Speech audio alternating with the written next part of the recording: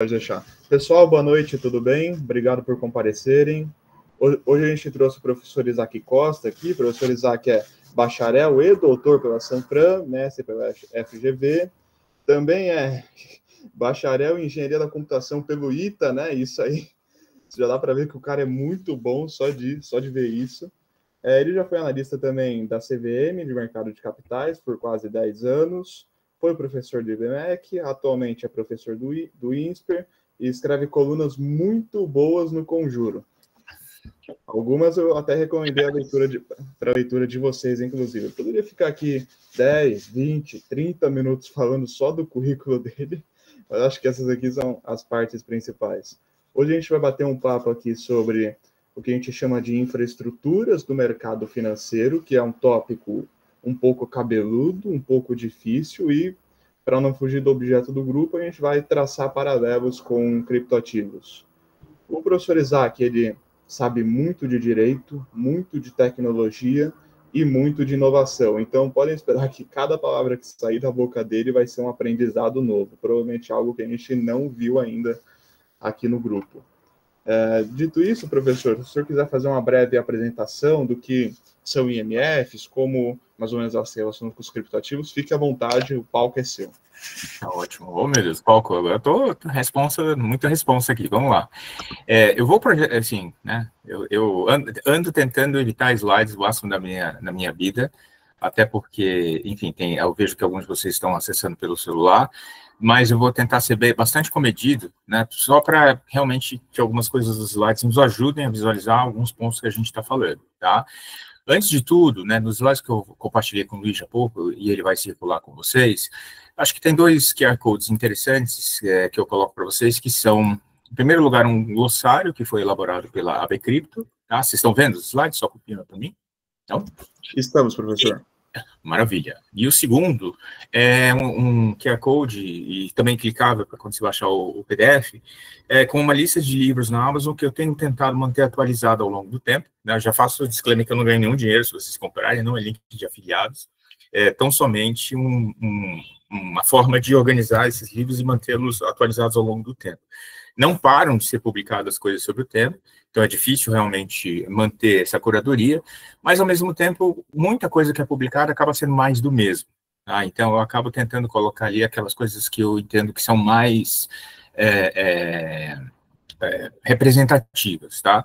E, ao final, também, desse nosso encontro, até em função de perguntas que vocês façam ou de temas que vocês venham a querer aprofundar melhor, eu posso selecionar alguns artigos, alguns temas, né, e passar para vocês, tá bom? Principalmente tem uma dissertação de mestrado, talvez vocês tenham tido contato, acho que foi o Pedro Ferraz, que defendeu exatamente sobre infraestrutura de mercado financeiro, tá? Eu diria para vocês que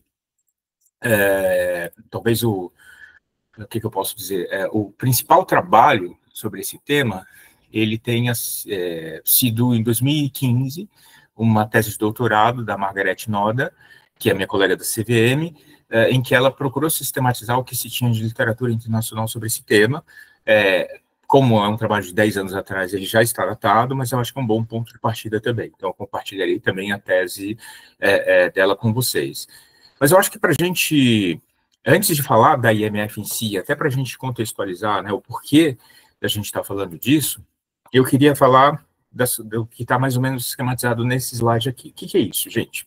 Vamos lá. Aqui, no direito, a gente não se preocupa muito, a gente fala muito em propriedade, né, a gente fala em contrato, mas a gente não se preocupa tanto com o modo pelo qual nós damos concreção ao direito de propriedade. O que eu quero dizer com isso? A regulação, ela costuma ser, quando eu falo regulação em sentido amplo, né, normas e regulamentos infralegais, ela costuma ser neutra com relação à tecnologia. Tanto é assim que, enfim, o direito das obrigações tem normas da época lá de Roma, passando, né, pelo século XIX, pelo século XX, e estão regendo aí todas as relações jurídicas com mudanças que acabam acontecendo principalmente onde? Em processos de execução, quando a gente para pensar na ideia de documento, né? O que é um documento apto a provar a existência de um contrato? O que é um documento público que as pessoas deveriam ter conhecimento, e com isso eu tenho uma ideia de eficácia a terceiros, né, para a tutela daquele direito. Então, e isso não está errado, tá? O direito ele não pode ficar dependendo de uma tecnologia, porque a gente sabe que as tecnologias mudam significativamente. Quando eu fiz vestibular, não tinha internet. Então, você imagina, você faz vestibular em 1994, para a faculdade de engenharia, sem ter internet, né? Nem sei como era, nem lembro mais como era. Assim como também, nos anos 80, quem trabalhava com direito não tinha formas de fazer pesquisa online de jurisprudência. Você precisava de revistas de jurisprudência em papel. Sabe, se você achava um precedente, sabe Deus se você tinha um precedente mais novo, né, para você ter toda a cadeia, a evolução da cadeia de entendimentos. Hoje a gente tem essa pesquisa online, e eu entendo que, muito em breve, a gente vai ter uma mudança ainda mais radical, né, porque não só a gente vai ter a pesquisa online, como a gente vai ter ferramentas para nos ajudar, como a gente já tem visto de inteligência artificial e coisas do gênero. Então, as coisas mudam muito rápido. Dito isso, eu quero chamar a atenção para vocês para entender o tema infraestrutura de mercado financeiro, a gente precisa entender, sobretudo, então, os aspectos práticos do direito de propriedade. E aí que eu não estou falando só de propriedade imobiliária, tá? Eu estou falando de qualquer bem para o qual eu tenho que resolver o seguinte problema. Eu preciso dizer, primeiro, se esse bem existe, quais são as características desse bem, a quem ele pertence e se há alguma restrição à circulação desse bem. Então, eu tenho algum ônus ou gravame constituído sobre esse bem? Ele pode ser utilizado para prestação de garantia? Ele pode ser vendido? No momento em que eu tenho que pagar, que distribuir dividendos de uma sociedade, né, quem que são os titulares daquelas ações que vão fazer jus ao recebimento de dividendos? Então, no fim do dia, quando a gente pensa em infraestrutura, não falando de infraestrutura de mercado financeiro, mas a palavra infraestrutura, ela tem muito mais a ver com a infraestrutura do direito de propriedade, né? E eu costumo brincar também com uma alegoria que é a seguinte: quando você vai construir uma casa, acho que vocês são meio jovens ainda, talvez não tenham, e talvez alguns de vocês simplesmente algum dia só vão comprar uma casa e tal, mas eu tive a oportunidade, o desafio de, né, não projetar, né, mas, enfim, construir uma casa do zero, e, assim, normalmente o que mais te interessa, o que mais aparece aos olhos, é o projeto, enfim, decoração, arquitetura, blá, blá, blá, né? E o que é mais importante é o projeto estrutural, projeto hidráulico, né, projeto elétrico. E ninguém vai falar, nossa, que casa maravilhosa, porque ela tem um projeto hidráulico, um projeto elétrico. Não, você vai ver a arquitetura, o que vai aparecer. Então, esse tema infraestrutura de mercado acaba sendo um tema usualmente árido, ele não é tão difícil, mas ele tem pouca coisa produzida, porque ele é um tema historicamente pouco sexy, ponto 1, e ponto 2, ele é um tema multidisciplinar, porque ele acaba exigindo algum conhecimento de tecnologia, mesmo que mínimo, mas ele exige algum conhecimento de tecnologia, tá? Mas esse é um tema que tem ficado cada vez mais popular, principalmente por causa de uma palavra que está aí nesse slide, a palavra tokenização, né, que aí eu imagino que seja a razão pela qual vocês aqui do CryptoJus me convidaram para falar sobre esse tema. Tá? Por quê? Existe um discurso público de que se você emitir e negociar ativos tokenizados, você vai ter alguns benefícios. A gente já fala um pouco desses benefícios, mas é difícil a gente entender esses benefícios se a gente não entende exatamente o que está sendo criticado, né? O que está ruim hoje. Então, a gente precisa entender primeiro o que existe hoje, para saber quais são os gargalos, tudo bem? E uma vez que esse tema tokenização lançou luz, né, sobre a ideia de infraestrutura de mercado financeiro, nós começamos, então, a ter uma produção mais interessante e até mesmo discussões que envolvem, por exemplo, hoje, principalmente, a ideia de Open Finance, no âmbito do Banco Central, a evolução do PIX e dos modelos de negócio do PIX, isso tem a ver com a infraestrutura de mercado financeiro, e, particularmente, no mercado de capitais, duas vertentes, né, que são reflexo da discussão sobre infraestrutura de mercado financeiro, são a concorrência entre as bolsas no Brasil, básico, né? Tem muita gente que não consegue entender esse link entre por que algumas características específicas das infraestruturas de mercado financeiro influenciam a concentração de mercado no Brasil, por que a gente só tem uma bolsa, por que esse tema de IMF acabou sendo relevante na discussão do ato de concentração da BVMF com a CETIP, que levou ao surgimento da B3 em 2017, tá? Então, essa é uma primeira dimensão desse tema. E a segunda dimensão, ela diz respeito principalmente à circulação de ativos pouco usuais, sobretudo os direitos creditórios não padronizados, mas não só, né, quaisquer ativos como esses que estão colocados aí à direita. E aí vamos começar de um problema prático, né, duplicatas.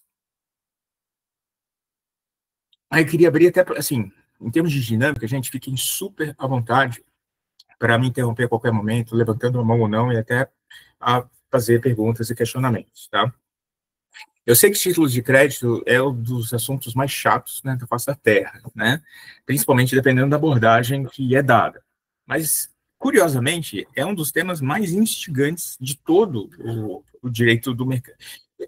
Fala-se em direito empresarial, mas hoje, particularmente, é um tema muito relevante para o mercado de capitais, né? Eu não sei quantos de vocês estão acostumados, mas acho que até para fins de nivelamento, né, como o Luiz me pediu. Vamos lá. Vamos pensar em um exemplo. Imagina que você é uma empresa que vende mercadorias. Então, você vai vender essas mercadorias, você entrega o produto e você vai receber esse valor em diferentes janelas de tempo. 15, 30 dias, 45 dias, 60 dias, né? Então, o que vai acontecer? O fiado, por assim dizer, né, do seu consumidor, né, do seu cliente, vai ser tal que ele vai, na verdade, vai existir um pedaço de papel, você vai arrancar esse bloco de notas desse pedaço de papel e vai dizer para o teu cliente, cara, escreve aqui que você me deve tanto, que você vai me pagar nessa data, e eu vou dar o chamado aceite, e aí eu tenho consubstanciado um direito de crédito contra aquela pessoa. Então, o Luigi é o meu cliente. Eu vendi uma mercadoria para o Luigi. Ele vai me pagar daqui a 30 dias. Ele já recebeu essa mercadoria. Então, a gente faz esse acordo. Eu saco a duplicata, ou seja, eu arranco ela do bloco de papel. O Luigi vai lá, escreve, né? Olha, o valor é tanto, né? Dá o aceite, por assim dizer. Desculpa, né? Quem dá o aceite é o cliente. O cliente falou, beleza, eu reconheço. Devo, não nego, pago quando puder. E aí, então, eu passo a ter aquele direito. E o que eu faço com esse direito? Eu posso sentar em cima dele e esperar o Luigi me pagar. Ou eu posso simplesmente passar esse direito para frente, fazendo uma operação que a gente conhece como desconto de duplicata. Então, é uma forma de eu antecipar esse recebível. É por isso que, assim, antigamente, para fins didáticos, a gente falava que a duplicata era o cheque em branco, né? Mas hoje, como ninguém usa cheque, esse exemplo não ajuda, né? Desculpa, o cheque é ao contrário. Como ninguém usa cheque hoje em dia, esse exemplo não ajuda. Mas, basicamente, o cheque antes era uma ordem de pagamento em que eu dizia, vou te pagar tanto. Né? A duplicata, na verdade, acaba sendo algo assim, né? Mas não é exatamente uma ordem de pagamento, é um direito de crédito que é consubstanciado. Enquanto isso era papel, o direito era o crédito. Quem aqui foi aluno da Kruger, né? Ela fala, a carta é o direito, ela não contém o direito, né? O título de crédito é o documento necessário para o exercício do direito literal e autônomo nele mencionado ou nele contido. Tem uma discussão doutrinária, a galera brisa, Vivante, Ascarelli, chama os espíritos lá do século XIX. Não é isso que a gente está fazendo aqui essa noite, né? A gente não vai invocar os espíritos, os comercialistas, deixa eles quietinhos lá. Mas, basicamente, o que acontece no dia a dia hoje? Quando você sai da sala de aula achando que ninguém usa isso, que é uma coisa anacrônica, a gente tem operações de grandes varejistas, né, que o varejista ele usa essas duplicatas de duas formas. Uma é descontando, né, fazendo a cessão dessas duplicatas e, com isso, recebendo dinheiro, e algum, por exemplo, FDIC, algum fundo de investimentos de direitos creditórios, passa a comprar esse dinheiro na carteira e ganha exatamente o valor do dinheiro no tempo, por fazer essa cessão, ou então utiliza essas duplicatas como garantia em operações de giro. Vou pegar um capital de giro, preciso da garantia. Posso dar garantia real em imóvel? Posso dar garantia real em equipamento? Posso. Mas eu posso dar garantia real nos meus recebíveis com a cessão fiduciária de duplicatas. Então, eu utilizo isso para reduzir meu custo de capital, colocando garantia numa operação. Muito bem. Só que para isso acontecer nos dias de hoje, em que a gente não usa mais papel, eu utilizo registros eletrônicos. E até recentemente, né, assim, alguns de vocês também, quem estuda títulos de crédito, devem ter visto já alguns textos antigos, duplicata eletrônica, podia, não podia, duplicata só podia em papel, etc, etc, etc. Isso levou a um imbróglio, né, que durou algum tempo. Em 2018, foi editada uma lei de duplicatas escriturais, e a partir do final desse ano, o Banco Central editou uma norma, né, que já está, né, ela já existe, mas ela ainda não está 100% vigente, e que a partir de 2026, todas as duplicatas terão que ser escriturais, ou seja, não existirá mais duplicata em papel, e elas precisarão ser registradas em um sistema específico. Aqui surge o tema de infraestrutura de mercado financeiro. O que é isso?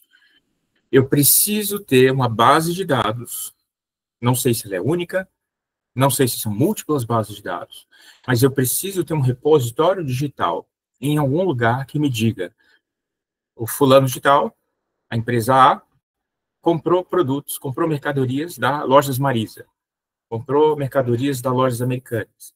E as Lojas Americanas têm esse direito de crédito contra esse cliente, né, e pode fazer essa cessão. E hoje o proprietário, né, o sacado, é a varejista, por exemplo, e agora ele está fazendo a cessão para um FDIC, por exemplo. E o novo proprietário, a nova entidade que passará a receber esses valores será o FDIC e não mais o sacado, né? E aí você tem algumas operações que, inclusive, são feitas, né? A diferença entre a mera cessão da duplicata, né, e o que a gente chama hoje de risco sacado, né, é que uma coisa você vai olhar o risco, né, não tanto daquele que vai pagar, quando você faz análise de risco, né? Quando você faz a sessão de duplicata, no fim do dia, onde que está o risco de crédito? Quem que não vai pagar a duplicata? Vai ser aquele que comprou a mercadoria ou serviço que pode dar o calote na loja, certo?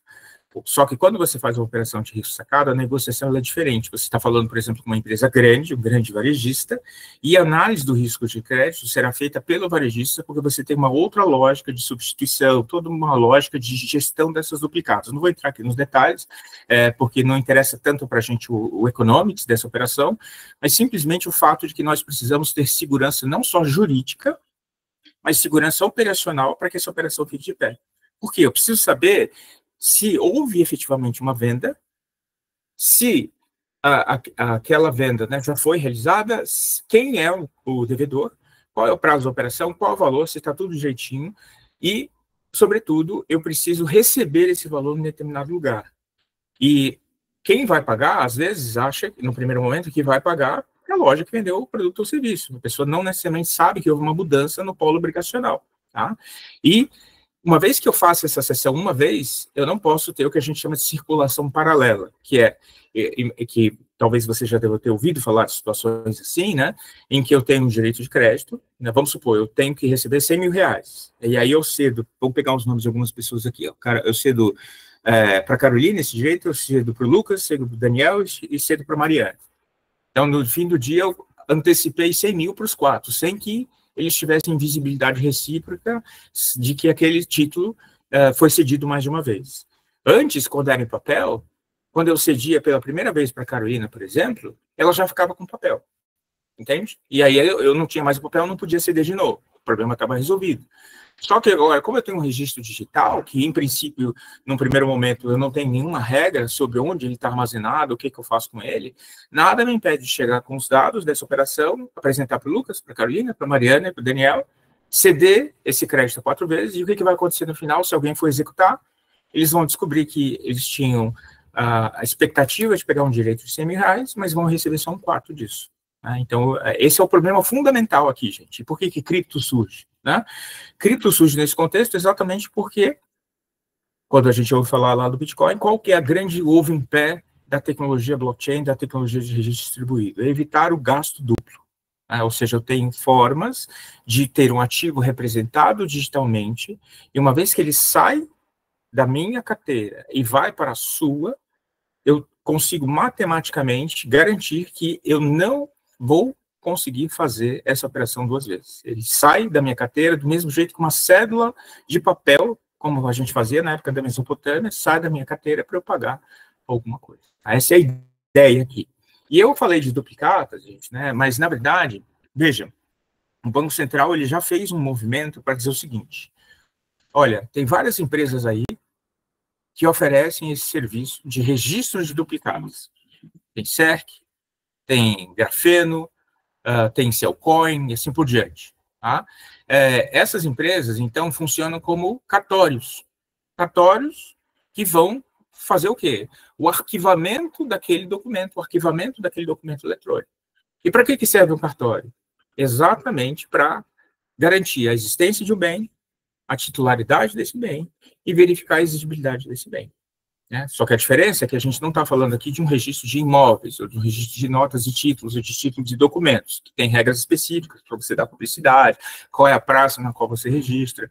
A gente está falando de um cartório que já nasce eletrônico e com jurisdição nacional, porque eu posso ter empresas de quaisquer estados do Brasil registrando duplicatas nesses sistemas, e o que o Banco Central exige? Que, uma vez que eu registre, por exemplo, na SERC, essa duplicata, que quando eu tentar registrá-la em outro prestador de serviço, esse outro prestador de serviço recuse, porque eu já fiz esse registro na SERC. Como que eu consigo isso, gente? Vocês concordam que esses sistemas precisam ver o que o outro fez, certo? Ainda que o cliente não seja meu, ainda que eu não tenha receita sobre aquele registro, eu preciso ter visibilidade sobre o que está acontecendo naquele outro cliente. E essa palavra, em termos de jargão de computação, e vocês já devem ter visto ou vão ouvir isso em lives do Banco Central, e principalmente associadas à tecnologia blockchain, o termo mágico aqui é interoperabilidade. Ou seja, eu preciso garantir que esses sistemas conversem entre si, e não só que eles vejam o que o outro está fazendo, mas que eles também possam dar comandos. Olha, aqui aconteceu tal coisa, quero que você sincronize o teu registro aí, e vice-versa, tá? E qual que é o grande caso de uso hoje da interoperabilidade? Saindo um pouquinho do nosso tema aqui. A ideia do Open Finance. Né? O que é o Open Finance? Dos diferentes casos de uso do Open Finance. Em teoria, eu deveria ser capaz de chegar num banco, solicitar, por exemplo, um financiamento habitacional e obter uma proposta de crédito. Olha, de acordo com o seu perfil, né, a gente puxou a tua capivara aqui, você é um sangue bom, credor positivo, aqui está a taxa de juros que eu vou te dar. Aquele banco conhece você, conhece a tua capacidade de pagamento, o teu risco de crédito. Mas outro banco pode querer te dar uma proposta um pouco mais agressiva, mas ele não tem os teus dados. Então, qual que é a ideia aqui? Eu poderia, autorizando, mediante o consentimento de troca de dados, né, desde que aquela instituição originária permita que os meus dados trafeguem para outra instituição, eu posso fazer essa chamada, por exemplo, autorizar essa chamada para que a outra instituição venha e coloque na mesma proposta que seria mais vantajosa para mim. Isso é interoperabilidade. É o fato de que uma instituição está fazendo uma chamada no sistema da outra, né? Ou seja, o registro ele não é pré-compartilhado. Eu não sei tudo sobre os seus clientes. O que eu sei é, se você é um cliente da outra instituição, você bate na minha porta e fala, ei, eu estou autorizando esse cara aqui a te dar meu prontuário, te dar minha ficha para você fazer uma proposta para mim. Então, é uma interoperabilidade de chamada, de API, que a gente chama, né, de interface, de aplicativo, de programação. Tá? Ou seja, eu tenho pontos de contato em que eu falo, ei, me dá tal coisa, tá, beleza, estou aí. Então, é sempre uma comunicação ponta a ponta, casuística. Já na tecnologia de registro distribuído, a coisa é um pouco diferente. Né? Talvez você já tenha tido discussões, não vou começar aqui do beabá, no princípio criou Satoshi Bitcoin e viu Satoshi que o Bitcoin era bom. Né? Não vou entrar no gênesis aqui do Bitcoin, mas a ideia é que você tem vamos dizer assim, um livro, uma planilha, um livro distribuído, um livro razão, né? Em que qual é o grande diferencial dessa rede, que também é o seu calcanhar de Aquiles em termos de volumetria. Quem quiser, ou alguns nós específicos, no caso de blockchain permissionadas, tem acesso a todo o histórico de transações. Então, eu não preciso fazer chamadas casuísticas. Eu tenho a interoperabilidade não sob demanda, mas eu tenho uma interoperabilidade by design pré-constituída, porque eu já sei os dados dos outros clientes. Só o que eu preciso é simplesmente dar autorização para abrir o cofre, mas o cofre já está comigo. Tá? Então, isso muda um pouco em termos de arquitetura, por quê? Porque eu consigo ter muitos casos de cenário muito mais ricos para fazer principalmente o que a gente vai falar aqui agora, que é facilitar a circulação de bens. Tá?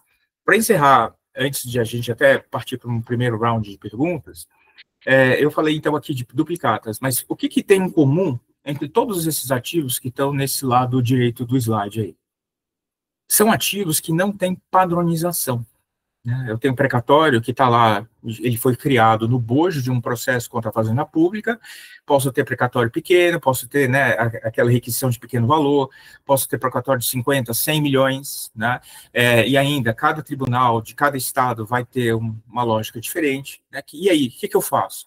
Vamos supor que eu queria juntar vocês aqui essa noite, para a gente fazer um feliz investimento em comprar um precatório de 10 milhões de reais, né, e cada um aqui vai dar um pedacinho. Como que eu faço isso? Eu vou ter que chegar lá, pegar os dados de vocês, habilitar lá todo mundo no processo e dizer que foi feita a sessão desse precatório lá naquele processo? Mas já imaginaram dor de cabeça disso? Né? Títulos de dívida já é algo mais tranquilo, porque, como a gente vai ver, já existem infraestruturas de mercado de capitais que viabilizam o armazenamento dessas informações sobre os títulos de dívida. Mas existe um discurso que fala que se a gente criar uma camada adicional de tokenização, isso pode ser ainda melhor, isso pode ser mais rápido, isso pode ser mais barato, e, sobretudo, eu posso fragmentar o título, ampliando o acesso a investidores de varejo.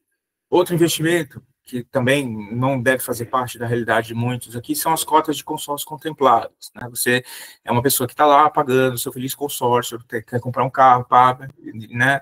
E de repente foi contemplado, mas, sei lá, não faz sentido naquele momento você comprar o carro por alguma razão, né? Já aconteceu comigo isso, aí eu tive que ficar esperando até o final do grupo, né? Fiquei esperando uns 2 anos, meu dinheiro ficou rendendo Selic, e, ao final, eu peguei o dinheiro e fui ser feliz, né? Mas e se eu quisesse liquidez? E se eu quisesse simplesmente sair do consórcio, né? Aproveitando que eu já paguei, etc., etc., será que eu não poderia ceder? Né? Esse mercado não existia até recentemente, e agora ele passa a existir. Imóveis eu vou deixar mais para o final, porque é um tema mais controvertido ainda, né? E aí, não sei quantos de vocês têm acompanhado, as últimas 3 semanas foram bastante agitadas para o mercado de tokens de imóveis. Não estou falando aqui de tokens de investimentos imobiliários, mas tokens de imóveis. Que existe um modelo de negócio de algumas empresas, sobretudo de uma empresa do Rio Grande do Sul chamada NetSpace, não sei se vocês já ouviram falar, que idealizou a ideia de uma projeção digital do imóvel, de modo em que você faça o registro no cartório uma única vez e a circulação ocorra na nuvem, por assim dizer, né? Então, em vez de você ter o direito real e negociar o imóvel na sua integralidade, você pode negociar frações do imóvel, ainda que 100% das frações do imóvel, né? Então, eu quero vender o imóvel agora para o Fábio. Então, o que vai acontecer? Eu tenho o meu wallet, que tem 100% dos tokens representativos daquele imóvel. O Fábio faz um Pix para mim, e eu faço a transferência dos tokens para o Fábio. E a gente, a partir de agora, ele passa a ser o detentor de 100% dos tokens do imóvel, ele passa a ser a pessoa que é titular do direito de propriedade. Aí todo mundo, os civilistas, né, levantam nos túmulos, né, todos os jurisconsultos de Roma levantam uma horda, né, com tochas e lanças para matar todo mundo, dizendo que é uma heresia ao direito de propriedade, etc., etc. Quando, na verdade, né, a gente tem que ver qual é a consequência prática disso. Né? Eles propõem um modelo no qual o titular do imóvel no cartório é um veículo de propósito específico que tem restrições, que não pode vender o imóvel, e que vai precisar de deliberações dos titulares dos tokens para poder agir, da mesma forma como é um condomínio. Não vou entrar tanto em detalhes, mas o que eu posso dizer é que eles criaram uma solução que é uma espécie de condomínio edilício ao portador, em que a qualquer momento você entra e sai vendendo esse token como sendo uma cota de condomínio. E os cartórios não gostaram disso. Por quê? Porque você não vai ter que ficar mais toda hora tendo que alterar a matrícula do imóvel. Você faz o registro uma vez e vai ser feliz, e tudo acontece fora do cartório. Aí o trabalho, mas não tem segurança jurídica, isso é uma afronta a todos os dogmas do direito civil, etc., etc. Existe mérito no argumento dos cartórios? Em parte. Né? Mas no fim do dia, a ideia que a gente tem que estar aberto aqui é que nesses modelos, a gente pode oferecer a experiência de um direito real, sem necessariamente ter formalmente um direito real. O que é um paradoxo, porque a gente aprende que o formalismo é o que garante a eficácia do direito real. Né?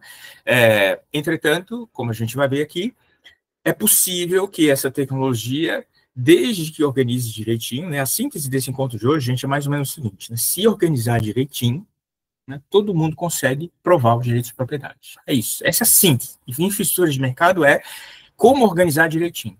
É isso. Tá? Nada mais do que isso.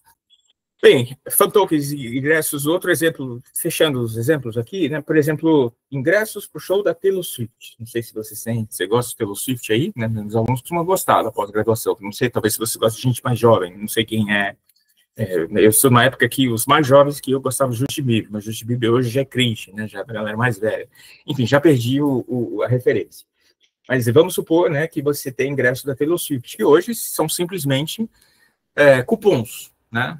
Para quem também teve títulos de crédito com os professores mais tradicionais, tem lá a doutrina dos chamados documentos de legitimação, né, que não é um título de crédito, mas é um título que você apresenta para fruir um determinado produto ou serviço. O documento de legitimação é exatamente o que a gente chama de token de utilidade. Se você pegar lá os livros clássicos de título de crédito, e se você ver o conceito de documento de legitimação, é exatamente o que hoje em dia a galera chama de token de utilidade.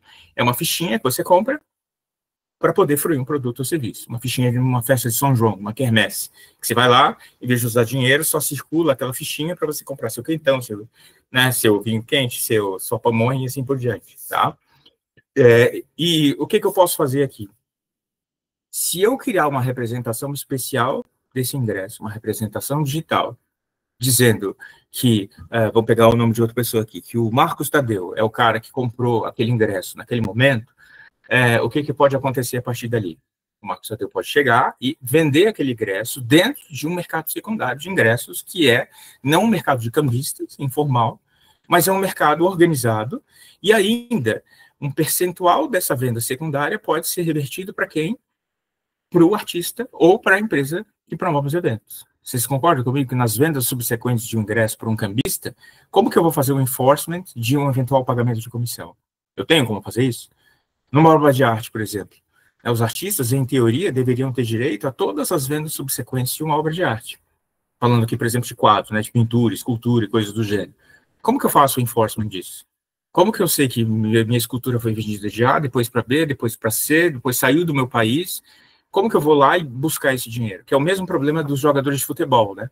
A FIFA tem um mecanismo que se chama mecanismo de solidariedade, em que o clube que formou o jogador, ele faz jus a um determinado percentual da venda. Né? Então, o menino Ney lá, formado pelo Santos, toda vez que ele é vendido, vai lá ao Santos e recebe um chorinho lá.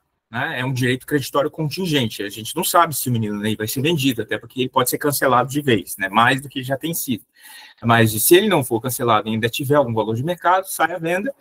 E aí, veja, de que adianta eu ter um contrato, eu ter um direito, se eu não consigo dar concreção a esse direito? Vocês percebem? Então, o grande problema que a gente está tentando resolver aqui, qual é? Né? Tentando sistematizar tudo o que eu falei. Quando eu estou diante de direitos creditórios, recebíveis, ativos heterodoxos, embora o título desses lá seja recebíveis digitais, mas quando eu estou falando de ativos heterodoxos, eu preciso saber se aquele ativo existe, né? Se ele decorre, as características dele decorrem de uma operação lícita ou é uma duplicata fria? É uma venda que nunca existiu e eu estou só tentando imprimir dinheiro do nada. Tem uma razão pela qual a duplicata fria é crime. Né? Tudo bem que o direito penal a gente sabe que tem muita coisa que é crime, né? Que, né, não deveria ser, mas é uma conduta ilícita. Né? Além disso, esse título, eu posso cobrá-lo? Né? Ele vamos dizer assim, de quem que eu vou cobrar? Né? Tem alguma trava nele? Ele já foi cedido alguma vez? Tá? E além disso, né, eu preciso verificar não só de quem eu vou cobrar, mas também quem são os sujeitos co-obrigados. Né? Quem são essas pessoas? Tá? E aqui, quando eu falo em título, estou usando a palavra título de uma forma muito ampla. Né? Eu posso estar falando aqui tanto de título, quanto de contrato, como de valor mobiliário. Então, na verdade, eu estou falando de instrumentos que dão concreção a negócios jurídicos. Tudo bem? Tanto unilaterais quanto bilaterais. E para tentar resolver esses problemas, surgem alguns serviços, que são serviços que a gente pode colocar dentro do rótulo serviços fiduciários. Ou seja, são entidades que têm um dever fiduciário para viabilizar o atestado da existência, da exigibilidade, as informações sobre esse título e gerir a cadeia de circulação desse título. E aí começam a surgir, então, esses serviços fiduciários que a gente se aproxima da infraestrutura de mercado, porque a infraestrutura de mercado, no termo mais convencional, na literatura, ela está muito mais relacionada a uma infraestrutura de pagamentos relacionada ao sistema bancário do que apenas a uma infraestrutura de armazenamento de dados sobre títulos, valores imobiliários e contratos. Percebem uma diferença aqui? Porque a gente está falando, no fim do dia, da transação fundamental, que é a entrega contra o pagamento. Então, outra informação relevante desse nosso encontro. Falar de infraestrutura de mercado, além de falar de organizar direitinho, é falar de entrega contra o pagamento. Significa o quê? Parece uma coisa muito simples, não é? Eu te dou dinheiro e você me entrega o ticket. Só que essa operação, ela tem que ser casada. Imagina, você faz uma compra na internet, né? E você faz o pagamento online, o vendedor recebe. Se ele já recebeu a grana sem enviar a mercadoria, que incentivo ele vai ter para simplesmente não enviar a mercadoria? Né? Ele vai ter, obviamente, o risco reputacional, etc, etc, mas no fim do dia, ele pode dar o default, né? E aí você vai ter um problema. Da mesma forma, ele pode entregar a mercadoria antes, eu recebo a mercadoria, mas não pago. Então, nos primórdios do comércio eletrônico, como isso era resolvido? É criada uma entidade que coleta o valor do comprador, segura esse valor, espera a notificação do que o vendedor mandou a mercadoria, espera a notificação de que o comprador recebeu a mercadoria, para só então liberar o valor para o vendedor. Ou seja, não pode haver só entrega ou só pagamento. Ou acontece os dois, ou não acontece nada. Tudo bem? Esse fenômeno, que tem que ser indivisível, né? Que a gente aprende lá? Qual que é a palavrinha grega que a gente usa na química, que se refere a um processo ou um ente que é indivisível? Átomo, né? Átomos. Então, por isso, vocês vão encontrar na literatura sobre infraestrutura de mercado financeiro a palavra liquidação atômica. Eu gosto de falar mais de liquidação atomizada, né? Que é uma liquidação na qual ou ocorre a entrega do título e o pagamento, ou não ocorre nenhum dos dois. Não pode haver divisão. Porque se houver divisão, você vai ter uma inconsistência na cadeia de adimplemento de obrigações. E quando você tem inadimplementos, qual que é o grande medo, qual que é o grande pesadelo de um banco central? Aqui saindo um pouco de CVM, de títulos, né? O maior medo do Banco Central, que ele vai na terapia todo dia e fala, é que ele tem pesadelos com corridas bancárias, né? Com A, que não paga B, que não paga C, que não paga D, e essa cadeia de inadimplementos vira, né, um contágio, né, de insolvência, que vai, então, levar à quebra individual das instituições, o chamado risco prudencial, e que vai concretizar o chamado risco sistêmico se a coisa implodir, como aconteceu em 2008, por exemplo, lá com Lehman Brothers, tudo bem? Então, o Banco Central acaba se debruçando sobre o problema da entrega contra o pagamento, porque é um problema de elevado risco para o sistema financeiro nacional. Então, quem regula as infraestruturas de mercado financeiro em sentido estrito é o Banco Central. E a gente já fala um pouco sobre isso, sobre quais são essas infraestruturas. Porém, existe uma camada de serviços imediatamente superior às infraestruturas de mercado financeiro, que são serviços fiduciários, e a gente já detalha eles, que são principalmente os serviços de escrituração, custódia e agente fiduciário. Tá? Esses serviços vão nos ajudar a responder algumas dessas perguntas que estão contidas nesse slide. E aí, antes da gente seguir, eu queria interromper um segundo a apresentação para fazer uma pergunta para vocês, antes de a gente seguir na discussão, que quem aqui, né, ou quem arrisca me dizer em um tweet, qual é a diferença entre, ou quais são as diferenças práticas entre um título e um contrato? O que faz uma coisa puxar para um título e, ora, ela puxa para um contrato? Por exemplo, uma CCB, um CDB, uma cessão de duplicatas. Vamos lá, qual que é a diferença? Se você tivesse que responder em um tweet, qual é a diferença entre um título e um contrato? Me ajudem.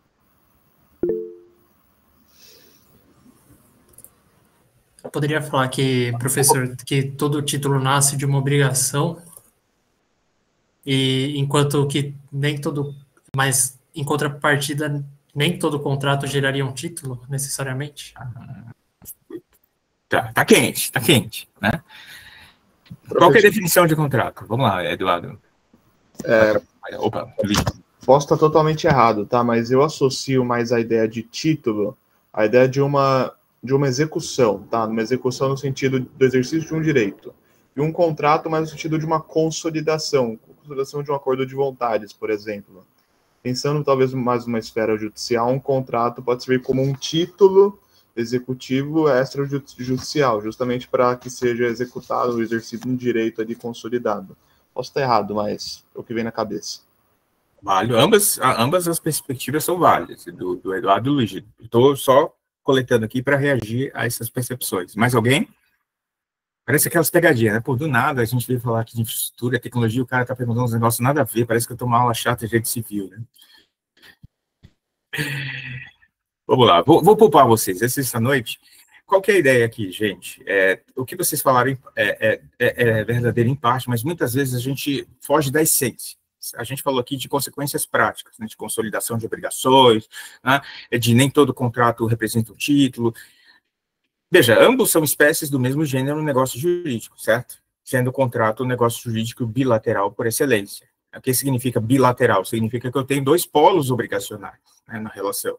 Significa só que eu tenho duas pessoas, eu tenho dois centros de interesses, né, dois centros de deveres e responsabilidades. E os títulos normalmente são agrupados nas declarações unilaterais de vontade. Só que se você parar para pensar, eu tenho também uma obrigação, né? Alguém tem a obrigação de pagar, né? E alguém tem o direito de receber, certo? Então, essa distinção, ela é um pouco, do ponto de vista teórico, ela é um pouco artificial.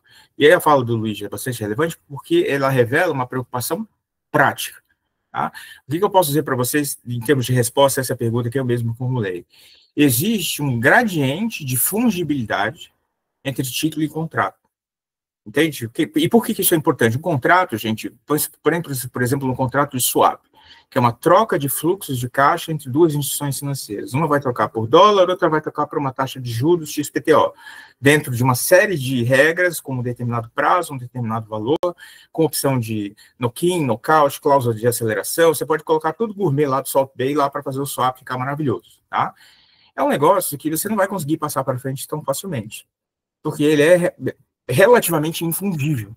Eu preciso encontrar alguém que realmente precise daquele montante de operação para poder passar para frente, né? De aquelas características. E quanto mais customizado for, mais difícil é eu passar para frente, certo? Então, quando a gente fala em contrato de gaveta ou contratos cheios, um contrato de M&A, por exemplo, eu posso fazer uma sessão no contrato de M&A, não faz nenhum sentido, né? Então, o contrato, exatamente por ele ser menos fungível, ele até pode ser passado para frente. Eu posso ter uma cessão de posição contratual, né? Eu posso ter uma mudança no polo ativo da obrigação, no polo negativo da obrigação, ou em ambos, mas isso é mais custoso, é mais difícil, o custo de achar alguém para eu passar essa operação para frente é maior. E, além disso, na execução, como o Luiz comentou, exatamente essas peculiaridades fazem com que talvez eu tenha que ter alguma cognição durante a execução. E a ideia de que o contrato é diretamente um título executivo extrajudicial, né, ela cai um pouco por terra, porque, pô, peraí, eu tenho que ver várias coisas aqui para poder fazer a execução desse negócio. Já o título, ele está no outro extremo. Ele é algo fungível, padronizável. Então, ele é mais fácil de passar para frente. Tá? Então, quando a gente fala em infraestrutura de mercados, eu tenho que ter uma base de dados para armazenar ambos esses instrumentos, mas a gente está muito mais interessado no armazenamento de títulos fungíveis. Por quê? Porque são eles que vão ficar circulando. Pensa, por exemplo, nas ações ordinárias de uma companhia aberta. Você quer coisa mais fungível, mais padronizada do que uma ação ordinária de uma companhia aberta? Todos os titulares daquelas ações têm os mesmos direitos políticos e os mesmos direitos econômicos, tudo bem? Então, quando você vai fazer uma assembleia geral de uma companhia aberta, uma pergunta prática que você tem que fazer é: quem são meus acionistas? Quem pode votar? E aí, voltando, né, para o tema dos serviços fiduciários, eu tenho que ter alguém que tenha a base de dados dos acionistas. Quando a gente abre a lei das SA, você tem lá o livro de ações nominativas, que normalmente a gente passa por isso, porque numa primeira leitura não tem relevância prática para a gente. Mas a empresa, a companhia, ela tem que contratar um prestador de serviço de escrituração, para poder manter esse controle da propriedade das ações. Só que quando a companhia se torna uma companhia aberta, uma parte dessas ações já não está mais no livro. Ela vai para o ambiente de negociação, ela vai para a B3. E a B3 passa a fazer, entre aspas, uma escrituração dessas ações que estão em circulação no mercado, que a gente chama de free float. Tudo bem? E outra coisa, quando você está negociando na B3, você tem pagamento, certo? A pessoa que compra tem que depositar o valor para poder receber a ação. Então, não adianta só mexer na base de dados da B3 de quem são os titulares das ações de circulação de uma determinada companhia. Para eu fazer a entrega contra o pagamento e esse processo ser atomizado, a B3 tem que ter um sistema de liquidação da operação conectado ao sistema de pagamentos. Para saber, a pessoa pagou? Pagou, beleza. Então, agora eu vou mudar o registro da ação da B3. Vocês perceberam como o tema surge? Né? Eu tenho títulos que são padronizados, que vão ser negociados com alguma frequência, e essa negociação vai envolver um problema de entrega contra o pagamento, e para poder viabilizar essa transação, eu preciso ter prestadores de serviços, que se conectam tanto à infraestrutura de pagamentos, quanto a bancos de dados que controlam o direito de propriedade. E são esses prestadores de serviços que a gente chama de infraestrutura de mercado financeiro. E onde cripto entra nisso? Simplesmente porque a gente pode abstrair que a B3 hoje é um grande cartório. Ela é um cartório das ações de companhias abertas que nelas são listadas. Ela também é um cartório, por conta do mercado de balcão, de todos os produtos de balcão que são ali negociados. Tá? Enfim, CRI, CRA, debentures, tudo que você possa imaginar, né? Letra imobiliária garantida, toda aquela sopa de letrinhas. Você tem sistemas de banco de dados na B3, que para você poder ter segurança jurídica, em vez de você levar no cartório, você faz o registro disso na B3, ou o depósito, a gente já fala um pouco sobre isso, e lá você vai ter, então, esse serviço sendo prestado pela B3 enquanto infraestrutura de mercado. E a liquidação e os pagamentos vão ocorrer na conexão desses sistemas com o Banco Central. Tá claro isso, então? E os tokens nada mais são do que tentativas, né, voltando agora para a ideia de títulos, né, os tokens nada mais são do que tentativas de tentar tornar mais homogêneo e mais padronizado aquilo que é pouco padronizado. Talvez o antecessor ou a figura já existente no Brasil mais próxima de um token é o certificado de recebíveis. O que é um certificado de recebíveis? Eu tenho um fluxo de caixa, vamos supor que eu tenho recebíveis de mensalidades escolares, né? Eu tenho um pool de escolas e eu tenho direitos futuros de todos os alunos que vão pagar as mensalidades dessas escolas com diferentes prazos, diferentes valores de todos os cursos, etc, etc. Ou seja, eu tenho o caos, certo? Se eu quiser negociar essa carteira individualmente, aqui o fluxo disso, o fluxo daquilo, eu vou ter dificuldade. Então, o que eu faço? Eu faço uma engenharia financeira para tentar criar uma espécie, lembra da física, o vetor resultante? Né, se tinha aqueles problemas malucos com várias setas e no final se descobria que tudo anulava e o objeto estava em repouso, é mais ou menos isso, né? Então você calcula uma espécie de vetor resultante dos fluxos financeiros, cria um produto que é o certificado de recebíveis, empacota esses recebíveis e fala, olha, o que eu estou te vendendo aqui, cara, é um recebível que tem vencimento é um certificado de recebíveis que tem vencimento em 4 anos e ele vai te pagar CDI mais 4%. Tá bom para você? Ah, tá bom.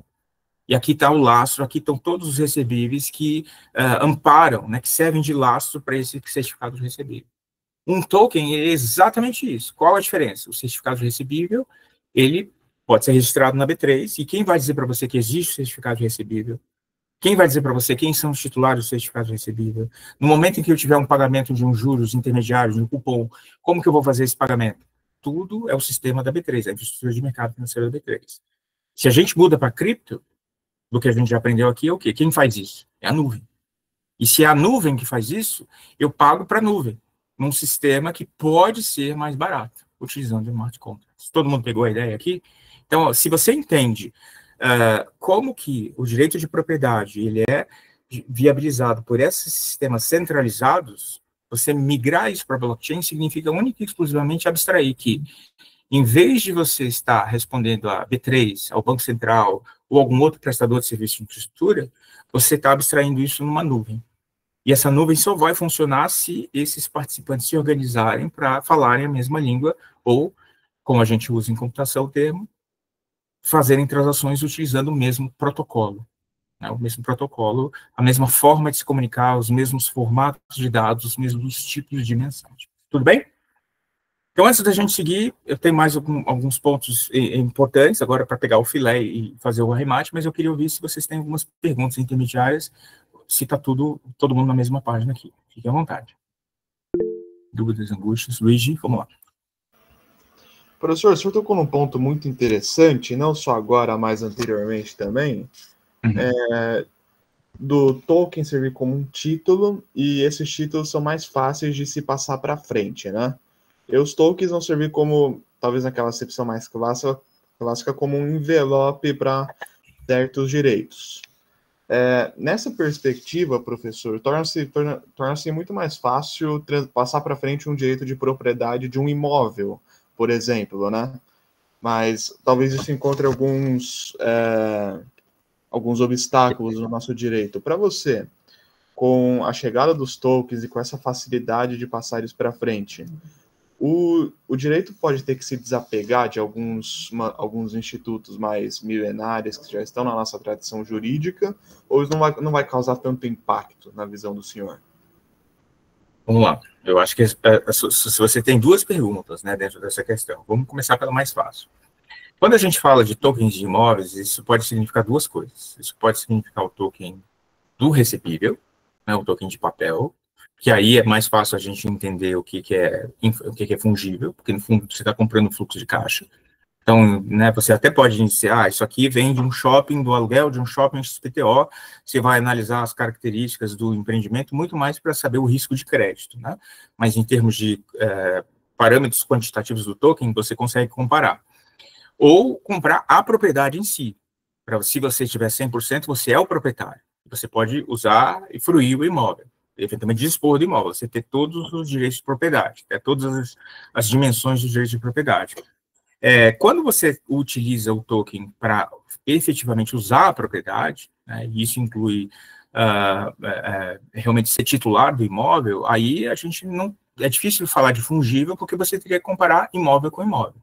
Agora, quando você está comprando o token com a finalidade de investimento, porque você quer recebimento de aluguel, né, ou especulação, aí vira mais um produto de investimento, e eu tendo a acreditar que o token se torna mais fungível, tudo bem? Então, a fungibilidade ela é sempre um conceito relativo à função que você imputa àquele título, né? Eu gosto sempre de pensar, por exemplo, que uma nota de R$10, todas as notas de R$10 são fungíveis entre si.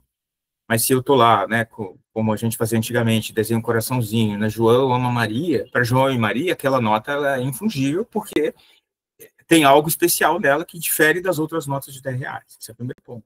E o segundo ponto, a gente tem que, né, colocar sempre um filtro, porque todo mundo que é entusiasta cripto vai dizer que os bancos vão acabar, que cripto vai mudar o mundo, que é o futuro das finanças, etc., etc., e que você vai ter uma disrupção de institutos milenares, etc., etc., mas, no fim do dia, a gente tem que pensar qual é o problema que a gente quer resolver. As pessoas focam muito na resposta, né? Pensa, por exemplo, direitos de propriedade. Cara, eu preciso ter certeza que, na hora que eu quiser vender, eu vou conseguir vender. E na hora que eu precisar tirar alguém da minha propriedade para utilizar algum instituto de defesa da posse, eu vou poder usar esse instituto de defesa da posse. Se eu quiser prestar garantia dando esse imóvel, eu vou conseguir. Como eu vou conseguir isso? Né? Como eu vou dar eficácia perante terceiros? Como eu vou provar para terceiros da publicidade que eu sou o dono do imóvel? É algo que a gente vai ter que construir junto. Hoje, as soluções existem. Qual é o problema das soluções atuais? Que aí já entrando na linha, né, de qual que é o problema que os tokens vieram resolver. Eu consigo hoje, aqui em São Paulo, sem ter muita dor de cabeça, comprar um apartamento em Rondônia. Eu até consigo, mas vou ter uma certa dorzinha de cabeça, certo? Vou ter que contratar alguém lá para fazer uma diligência, para verificar a capivara do imóvel e assim por diante. E aí eu digo mais, tem aquelas questões de problemas de primeiro mundo, né? Eu sou uma pessoa que tem um apartamento em Portugal, cota de um fundo nos Estados Unidos, tenho, sei lá, um barco na Argentina, eu tenho esses bens, e em teoria eu quero pegar um financiamento aqui no Brasil e quero dar esses bens em garantia. Consigo fazer isso? Dificuldade, né? Não é fácil fazer isso. Morre o indivíduo no Brasil, a gente não precisa, morre o indivíduo. Como que eu vou saber tudo que essa pessoa tem? Imóveis, títulos, valores imobiliários, contratos, recebíveis que ela tem, se ela comprou um precatório, tem um contrato de gaveta, como que eu vou saber? Você percebe? Hoje, o nosso sistema, ele é falho porque ele tem custos elevados. Pensa uma matrícula de imóvel, que é um negócio que eu deveria poder entrar agora na internet, colocar e receber 24/7 qualquer informação sobre o imóvel, e ele não deveria ter dados de validade, porque eu poderia pedir a qualquer momento e essa informação deveria ser uma informação gratuita. Mas eu vou lá, dependendo do estado, você sofre para obter a matrícula atualizada e ela vem com uma data de validade, que ainda gera um problema, porque se tiver durante aquele período, pode acontecer alguma operação lá e o imóvel ser gravado. Você percebe? Não faz mais sentido em 2025 algumas informações não serem obtidas em tempo real. Em segundo lugar, não faz mais sentido em 2025 determinadas instituições abusarem do seu poder econômico, impondo taxas desproporcionais ao serviço que elas oferecem. Eu não estou dizendo aqui, por exemplo, que os cartórios não prestam um serviço social relevante, porque os cartórios não são só um depósito, eles não são só uma base de dados. Em teoria, eles fazem uma análise da validade do negócio jurídico que se lhes apresenta, não é? Uma escritura, você vai lá verificar se está tudo certinho. Falando, por exemplo, de um registro de pessoa jurídica, uma associação, você vai lá registrar um estatuto, um ato, alguma coisa. Então, os cartórios, tomado o lato sensu, né, o sistema de registro do Brasil, ele tem uma função importante. Mas a grande pergunta é, será que os custos e os prazos para a prestação desses serviços são hoje razoáveis e estão compatíveis com vamos dizer assim, o caráter continental do nosso país? Será que o grau de eficácia digital, de transformação digital desses institutos é suficiente? Então, eu acho que, no fim, não é que cripto é a solução. A gente tem que discutir junto, primeiro, obter um consenso sobre o problema.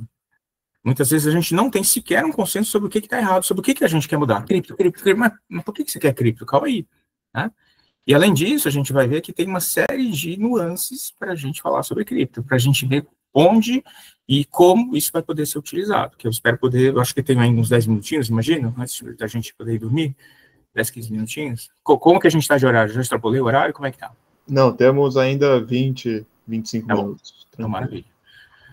Tá claro? Então, eu assim, hesitaria em formular uma resposta completa a essa sua segunda pergunta de disrupção de institutos milenares. Tá? Eu acho que a gente tem que, primeiro, fazer uma disrupção de mentalidade, de tentar entender os institutos e as regras em função dos problemas que elas querem resolver, para daí a gente atacar as regras e mudar o que for necessário mudar.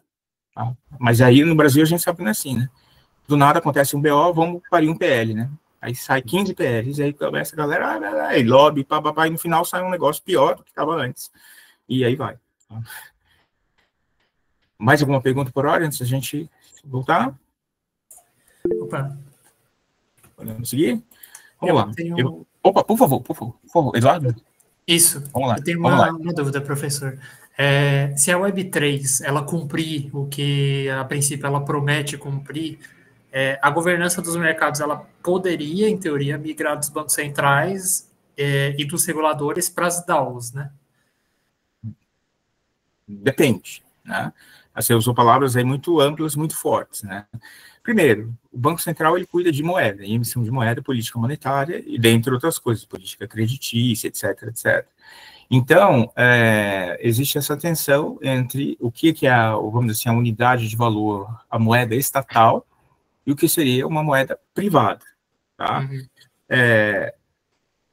A única forma de a gente ter uma interoperabilidade plena entre todos os bancos centrais e criar efetivamente um sistema de transferências internacionais e uma governança descentralizada seria se a gente fizesse um arranjo parecido com o Banco Central Europeu, com todos os bancos centrais do mundo. A gente tem uma política monetária concertada, uma unidade comum de circulação, um token comum, então pelo menos regras, né, de câmbio de alguma forma um pouco mais previsíveis do que a livre flutuação. Então esse é um problema extremamente complexo, né, e assim, totalmente utópico, e eventualmente esse cenário, ele talvez seja até mesmo indesejado, né, porque pelo menos enquanto a gente tiver os Estados-nação e sua soberania monetária, esse é um arranjo que, assim, não faz muito sentido, porque nenhum Estado teria interesse para abrir mão da sua soberania monetária, mesmo na União Europeia, isso é um problema, tá?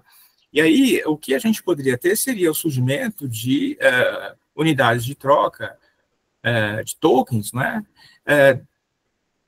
de determinadas organizações privadas relevantes. Então, imagina, se a gente tivesse, por exemplo, o lançamento da Libra do Facebook lá em 2018, 2019, quando ela foi anunciada. A gente teria uma empresa privada que tem bilhões de usuários, que tem uma unidade de valor que circula dentro da sua plataforma, que é controlada totalmente por ela, né? E aí não seria exatamente uma DAO, seria uma forma de mostrar, um exemplo de como a governança sairia do Estado para uma empresa, né?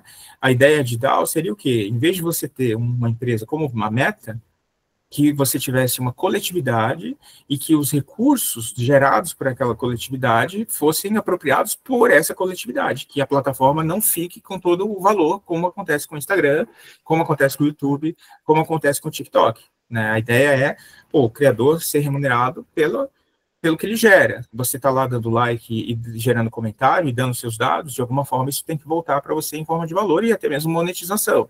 Então, é um grande comunismo digital, se você parar para pensar, né? De cada um conforme a sua capacidade, a cada um conforme a sua necessidade. Então, para que a gente tenha alguma governança descentralizada, em primeiro lugar, a gente tem que saber o que a gente está falando. É moeda?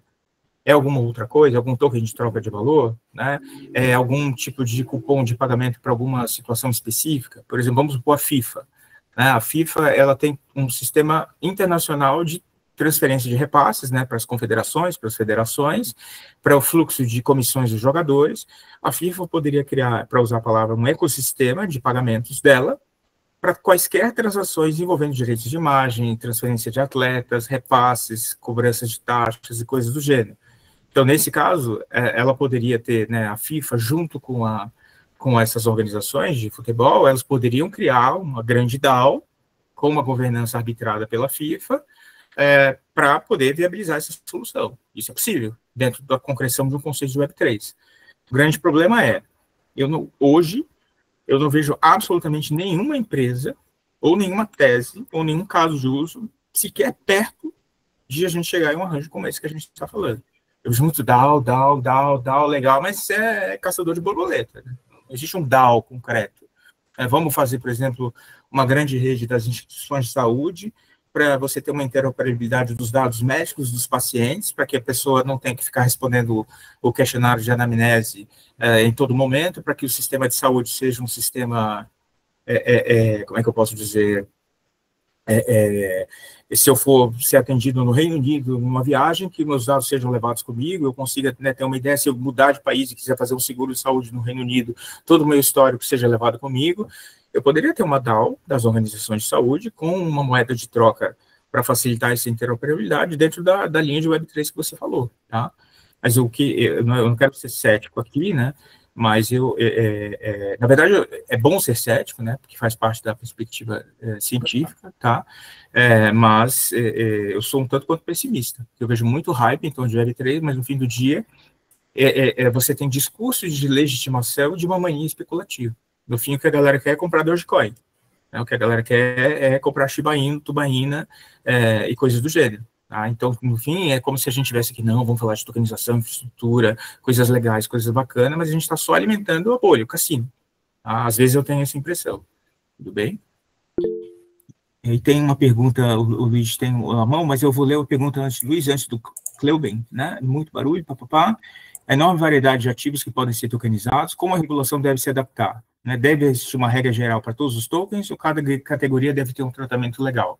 Eu vou responder já essa pergunta com um slide aqui. Enquanto eu localizo o slide, por favor, Luigi, à vontade. Não, professor, eu só ia ler a pergunta do Cleuber para o senhor, mas tá bom. Não sabia que o senhor tinha acesso ao chat. Maravilha, eu estou com acesso ao chat, sim. Ó, eu gosto de pensar nisso aqui, ó. Quando eu penso, como deve ser a regulação? No direito, a gente pula algumas etapas e já vai direto para... Não, deve ser assim, né? Calma aí, bicho, né? Explica direitinho, vai, né? Não sufoque o artista, vamos devagarinho, né? Eu gosto de pensar nos diferentes riscos que a tokenização, independente do tipo de token, traz para o mercado. Então, esses colocados aí, né? Em primeiro lugar, eu tenho que garantir que o investidor, principalmente quando a gente está falando de produtos de investimento, ele tem todo o direito de ser trouxa, né, como diz uma frase famosa, que, essa frase é do professor Lewis Loss, em um livro chamado um Manual de Securities Regulation dos anos 50, em que ele fala que, na verdade, ele é um APUD, né, ele fala de um voto de um ministro da Suprema Corte, mas ele não fala exatamente qual foi o caso, ele só fala o nome do ministro, que você tem todo o direito de ser trouxa, mas ninguém pode te fazer de trouxa. Basicamente, essa é a ideia. Então, a regulação, independente do tipo de token, ela tem que garantir o quê? Tratamento equitativo de informação. Ponto 1. Ponto 2, estabilidade financeira. Se tem pagamento, entrega contra pagamento, eu tenho que garantir que não tenha calote, da melhor forma possível, e que os calotes não sejam caóticos. Então, quando a gente fala em uma empresa como a Tether, que, não sei se vocês viram, valuation, a empresa teve lucro de 14 bilhões com 200 funcionários, ela é vamos dizer assim, né, a apoteose da inovação, nada contra a Tether, tem até amigos que prestam serviço para a Tether, mas é uma empresa que nunca foi auditada. É uma empresa que nunca foi auditada. Ela tem cento e tantos bilhões de dólares, supostamente, em ativos líquidos para lastrear os tokens que ela emitiu, mas ela nunca foi auditada. Isso é impensável, tá, na minha opinião. E aí, o que acontece? Se tiver uma corrida bancária contra a Tether, né, e esses fundos, vamos supor que a gente tem aí hoje, sei lá, mais de 50 bilhões de dólares em ETFs de cripto nos Estados Unidos. Se vem o tsunami e a galera decide sacar, a gente sabe que não é fácil vender criptoativos e convertê-los em moeda, né? Então você vai ter um problema de liquidez enorme. Só que agora que você tem um produto ETF, você tem dinheiro, moeda fiduciária investida, e a galera vai querer resgatar para pegar a moeda fiduciária. Se você não conseguir resgatar os tokens por uma crise de liquidez do mercado, você vai ter um calote no mercado de moeda fiduciária. Então os ETFs de cripto, em alguma forma, em alguma medida, são cavalos de Troia para poder trazer um eventual colapso cripto para o sistema financeiro tradicional, concordam?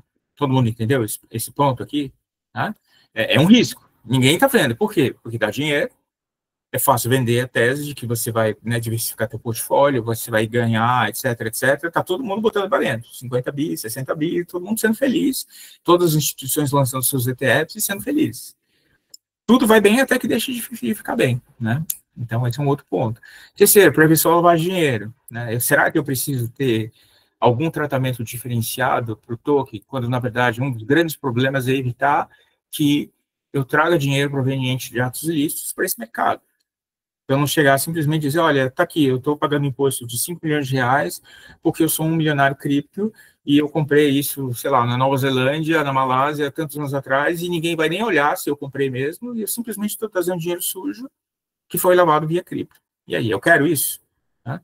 Para a gente fechar, rastreabilidade das transferências para fins de sonegação, evasão de divisas e até mesmo, vocês têm os ransomwares aí, né, os pagamentos de resgate em cripto, eu preciso ter visibilidade, de alguma forma, sobre o que está acontecendo. Se eu tenho sanções internacionais e eu consigo burlar essas sanções comerciais internacionais pagando em cripto, e a eficácia do direito internacional vai por terra. Né? Ela já não existe, né? O direito internacional é direito, mas, enfim, essa é uma outra discussão. Mas ela ainda vai mais por terra ainda, né, que os nossos professores do DIN não me ouçam, né? Mas, então, você tem um problema. E, por fim, questão de segurança cibernética. Então, esses 5 itens, tá, Cleuben e demais, são uma abordagem que eu proponho para a gente, é uma abordagem baseada em risco. Então, eu não fico pensando aqui, eu tenho que regular stablecoin, token de utilidade. Cada tipo de token vai ter uma nuance um pouco, né, mais acentuada em um desses outros, mas eu penso que essas 5 verticais, esses 5 riscos, são os parâmetros que a gente tem para poder dizer o que pode e o que não pode ser feito, e o que deve ser feito em termos de cripto. Tudo bem? Para tokenização e todo o resto. Tá? Não sei se isso responde, então, a sua pergunta. Para a gente ir fechando, o que eu quero trazer para vocês? Se você for no site do Banco Central, e aí eu coloco o QR Code para vocês, né, irem lá, muito melhor, né, do que eu ficar falando, vocês, quem tiver interesse de realmente ir na fonte mesmo, pegar a informação, esse link que está no QR Code, quem baixar os slides depois vai poder clicar. O que é isso, cara? É uma página, lembra que eu falei para vocês? Então, a CVM, ela cuida principalmente da camada de serviços fiduciários dos referentes aos valores imobiliários. Tá? Eu acabei tomando como dado isso, mas nem todo título ou contrato é valor imobiliário. Mas todo valor imobiliário é um título ou contrato com características específicas. Ele é ofertado publicamente, ele tem uma promessa de um rendimento econômico, e esse rendimento vai derivar do esforço de terceiros. Isso está lá no inciso 9 do artigo 2º da Lei 6385, a Lei da CVM. Tá? Então, o valor imobiliário, na verdade, ele é um envelope jurídico para alguns títulos e para alguns contratos. Tá? E, em função disso, atrai a competência da CVM. E o papel da CVM, dentro daqueles 5 riscos que a gente falou ainda há pouco, é garantir que o investidor, enfim, tenha a compreensão dos seus direitos de propriedade, que ele possa negociar, e, eventualmente, aí você tem uma competência dual, uma competência concorrente entre CVM e Banco Central. No momento em que eu faço a liquidação dessa operação, ou seja, que eu troco o valor imobiliário por dinheiro, eu tenho uma conexão dessas instituições com o sistema de pagamentos brasileiro, que é regulado pelo Banco Central. Então, não por outra razão, no Brasil, para você ser uma corretora de valores imobiliários, uma distribuidora de valores imobiliários, você tem que ter não só autorização da CVM, mas autorização do Banco Central. E para você ser uma infraestrutura de mercado financeiro que se conecte ao sistema de pagamentos, como o caso da B3, por exemplo, que tem lá a câmara de compensação, você tem que ter uma autorização tanto da CVM como do Banco Central. Porque uma coisa é a sua autorização funcional para o âmbito de organização do mercado de valores imobiliários. Outra coisa é a sua autorização para poder acessar o sistema de pagamentos. Tudo bem? Então, se eu estou falando de mercados organizados de valores imobiliários, CVM e valores imobiliários. Se eu estou falando de acesso ao sistema de pagamentos, Banco Central, tá bom? E aí, antes da gente fechar com esse slide, o que a gente tem em termos de serviços fiduciários que estão dentro da categoria que alguns colocam de infraestrutura de mercado financeiro na CVM? Principalmente os chamados escrituradores e custodiantes. Tá? Então, pensa assim, eu tenho um grande banco de dados consolidado de todos os valores imobiliários que existem, e com a informação dos seus proprietários. Então, eu tenho uma tabela, como se fosse uma tabela do Excel, dizendo, o Eduardo ele tem uma conta na XP, e lá naquela conta ele tem 300 Petrobras e 500 Vale. O Eduardo também tem uma conta no BTG, na qual ele tem, sei lá, 100 Taesa. Aí o Luca tem uma conta na Genial, em que ele tem 500, sei lá, alguma outra ação, e assim por diante. E pode ser não só ação, né? Pode ser CDB, LCI, LCA, CRI, CRA, qualquer instrumento financeiro. Então, eu tenho esse grande tabelão, tá? E aí, o que acontece? Esse tabelão, que é consolidado, que é centralizado, a gente chama ele de depósito centralizado, depósito central. A palavra central, ela aparece na norma. É curioso isso, que a gente está falando em cripto, que é descentralizado, e a palavra central, ela aparece na norma. Por que ela aparece na norma? Porque é muito mais fácil eu ter essa consolidação em um único lugar, em um único gatekeeper, que vai servir outros participantes do mercado.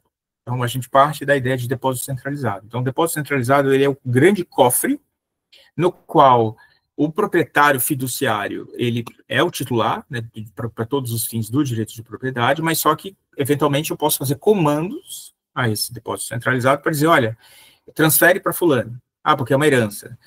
Transfere para fulano porque eu vendi. E aqui eu tenho a conciliação da venda com a transferência. Você entende isso? Então, é um grande cofre que guarda as informações de propriedade, de valores imobiliários, e que fica à mercê, né, que fica à disposição do mercado para fazer essas transferências. Tudo bem? E a B3 oferece esse serviço. Tá? E eu falei mais cedo, por que a concentração de mercados tem a ver com esse tema? Né? Porque vocês concordam comigo que se eu tenho um mercado, é muito mais fácil eu ter um único lugar que tem todas as informações, é muito mais economicamente eficiente eu ter um lugar que tem todas as informações e fazer isso a partir dele do que eu ter essa informação fragmentada. É uma ideia de efeito de rede, entende? Tipo uma rede social. Faz sentido eu ter hoje eu consigo criar hoje do nada um outro Instagram? Não consigo. Por quê? Porque o Instagram já tem efeito de rede, está todo mundo lá, certo? Eu quero estar lá. O TikTok conseguiu por outra razão, porque ele teve um algoritmo, outro negócio, mas no fim do dia é difícil você viralizar, você entrar numa espiral positiva em um mercado que precisa de efeito de rede, que tem uma economia de escala, por assim dizer, você entende? Então, o que acontece? Quando o CAD permitiu a consolidação de B3 com o CETIP, e ele permitiu essa consolidação da depositária central, quando você tem uma nova bolsa no Brasil hoje, é muito difícil para ela ganhar tração do zero para ter uma depositária central só dela. Por quê? As instituições, isso é um exemplo clássico de uma empresa chamada Lacus, não sei se vocês já ouviram falar. A Lacus, ela obteve no Brasil uma licença para ser depositária central, a segunda, pela primeira vez a B3 passou a ter uma concorrente, depositária central, e qual que é o grande drama da Lacus? Né? E não é bem um drama, eles se disseram, olha, eu não vou entrar no depósito de ações, eu não vou entrar no depósito de vários instrumentos, meu foco principal é nota comercial. Eu vou ser um grande depósito central que vai facilitar a interoperabilidade e o registro de propriedade de notas comerciais, aquelas criadas pela Lei 1495 de 2021, tá? E eles, então, se especializaram nisso, e qual que é o problema? Quando ele vai fechar com uma operação, né, nesse ambiente, tem que fazer parte do ambiente os bancos que vão subscrever essa oferta de nota comercial e o emissor, né, e as distribuidoras. Ou seja, todos os participantes do mercado têm que estar conectados a esse sistema. Só que para você trazer esses participantes do sistema, você tem que bater na porta deles, e aí você tem 5 minutos para ouvir a palavra da minha empresa, para ele poder fazer, entre aspas, o cadastro e se conectar ao seu sistema. E muitos simplesmente falam, cara, desculpa, eu não vou fazer, porque eu vou ter custo, eu vou ter dor de cabeça, eu quero fazer isso na B3, porque todo mundo já faz lá. e eu já vou poder conversar com todo mundo, você entende? Então, eles tiveram um problema de efeito de rede, em que demorou um tempo para eles criarem um nicho, e só agora que eles têm, ainda não é 100%, eles têm acho que 85% ou 90% do mercado conectado a eles. É como se você fosse uma rede social, então o depósito social, central, para fins de efeito de rede, ele pode ser visto como uma rede social, em que você tem que ter todo mundo lá para poder organizar. Senão, o cara vai querer fazer uma oferta lá de um valor imobiliário, mas eu não vou poder vender para o Bradesco não está na minha rede. Simples assim, você entende? Então, quem controla algo que tem esse efeito crítico, esse efeito de rede, tem um poder econômico muito grande. Então, por essa razão, o CAD impôs à B3 o seguinte: se chegar algum novo entrante no Brasil e quiser ter uma nova bolsa, ele vai ter que contratar os seus serviços. Se você abusar do seu poder dominante, vocês não chegarem a um acordo, da sua posição dominante, vocês não chegarem a um acordo sobre o custo desses serviços, vai ter que ser instaurada uma arbitragem, ou eventualmente uma mediação para você chegar a um acordo. Isso aconteceu. Em 2018, uma empresa chamada ATS veio para o Brasil, foi negociar com a B3, não gostou dos termos, iniciou uma arbitragem, que depois se convolou em mediação e eles chegaram a um determinado valor. Hoje, essa empresa é a A5X, que está lá tendo que discutir com a B3. Tá? Então, o que acontece? Hoje, é mais difícil para uma empresa chegar no Brasil e montar essa infraestrutura do zero, não só pela exigência de requisitos do Banco Central, para você ter uma depositária central, mas pelo efeito de rede que você precisa ter para ter uma depositária central. É nesse ponto que esse tema se conecta com a concorrência no mercado de capitais, tudo bem? E aí, custodiante e escriturador, né, muita gente tem dificuldade de distinguir. Eu gosto de pensar da seguinte forma: lembra que eu falei que é uma grande planilha? O custodiante e o escriturador são agentes que ajudam você a fazer perguntas nessa planilha. Então, o escriturador é aquele que responde para a companhia quem são os titulares dos valores imobiliários que você emitiu. Ou seja, quem são seus acionistas? Quem são as pessoas que têm as suas debêntures? Quem são as pessoas que têm as suas notas comerciais? Isso é o serviço que o escriturador presta. Vocês percebem que ele vai buscar essa informação onde? Lá na grande planilha, tudo bem? Se está na B3. Se estiver no livro, é ele que mantém o livro, tudo bem? Já o custodiante, então. O custodiante responde essa pergunta para quem? Para o investidor. Quais são as ações que o Eduardo tem? Quais são os valores imobiliários que a Carolina tem? E assim por diante. Então, vocês estão vendo a ideia? Ele consulta a mesma planilha, mas a pergunta que ele faz é diferente e a pessoa a quem ele serve é diferente. Então, o custodiante ele presta serviços para os investidores e para as corretoras. O escriturador presta serviços para os emissores de valores imobiliários, tudo bem? E esses dois são serviços fiduciários. E aí, para a gente fechar, o que a gente tem nesses slides? Esses são os nomes das 5 infraestruturas de mercado financeiro, assim como definidas pelo Banco Central. Tá? Qual que é a ideia aqui? A gente está falando não só de valores imobiliários, mas a gente está falando de quaisquer ativos financeiros, tá? Tanto títulos de responsabilidade de gestão financeira, como títulos públicos, como duplicatas, como recebíveis de arranjos de pagamentos e coisas do gênero. Tá? Então, lá vocês vão ver que eu tenho sistemas que são especializados em só fazer o registro desses títulos, e aí o que é o registro? É uma mera base de dados para todos os fins. O registrador, ele não é proprietário fiduciário do ativo. Ele simplesmente armazena informações sobre o ativo, tudo bem? Já a central depositária, ou depósito central, como queira, né? Ela é a proprietária fiduciária dos ativos e ela se conecta ao sistema de pagamentos. Por quê? No fim do dia, quando eu for fazer uma liquidação, eu tenho que ter um comando dizendo, está aqui o pagamento, recebeu o pagamento? Legal, agora eu vou fazer a escrituração aqui e mudar a propriedade dentro da central depositária. Lembra de liquidação automatizada que eu falei mais cedo? Essa linha aqui, ela representa exatamente essa conexão entre a central depositária e o sistema de pagamentos. Esse sistema de pagamentos aqui de larga escala é o sistema de pagamentos brasileiro, né, SPB/SPI. É a nossa infraestrutura que ela é mantida, monopolizada pelo Banco Central. Então, esse sistema aqui no Brasil, ele é mantido pelo Banco Central. Tá? Esses outros sistemas, você tem entidades privadas que têm essas autorizações. E aí a gente tem outras duas, essa aqui mais fácil de a gente entender, né? Que basicamente são sistemas de pagamentos. Hoje, para você poder acessar o sistema de pagamentos brasileiro, você tem que ter essa licença especial para poder mexer nas contas, né, de pagamentos. Então, todas as instituições de pagamento, fintechs, que precisam acessar o SPB, o fazem por meio dessas instituições de pagamento. E aqui em cima são funções muito mais específicas, que aí entram na parte lá que o Luiz comentou lá no início, da parte árida disso, que não é tão difícil assim, mas que é o processo de liquidação de títulos, porque aí você tem que interpretar não só a negociação do ponto de vista da entrega, mas o último exemplo, prometo, a última consideração, que é a ideia de contraparte central. O que é isso? Lembra que eu falei mais cedo de que eu preciso ter uma interposta pessoa que retenha o valor do comprador e que espere a entrega de um lado para poder liberar esse valor para o vendedor? Lembra que eu falei isso? Que é igual o Mercado Pago fazia, né? Que vários e-commerce fazem isso hoje para a gente. Grosso modo, isso é o que faz uma contraparte central. Então, quando eu tenho a negociação de ações no mesmo dia, um day trade, por exemplo, eu tenho uma pessoa que comprou uma ação, ela pagou 100. Se ela só fizesse essa operação, dali a 2 dias, ela receberia a ação em custódia e o dinheiro iria para outra pessoa. Mas ela fez um day trade. Então, por exemplo, ela comprou a ação e vendeu e lucrou 50, né?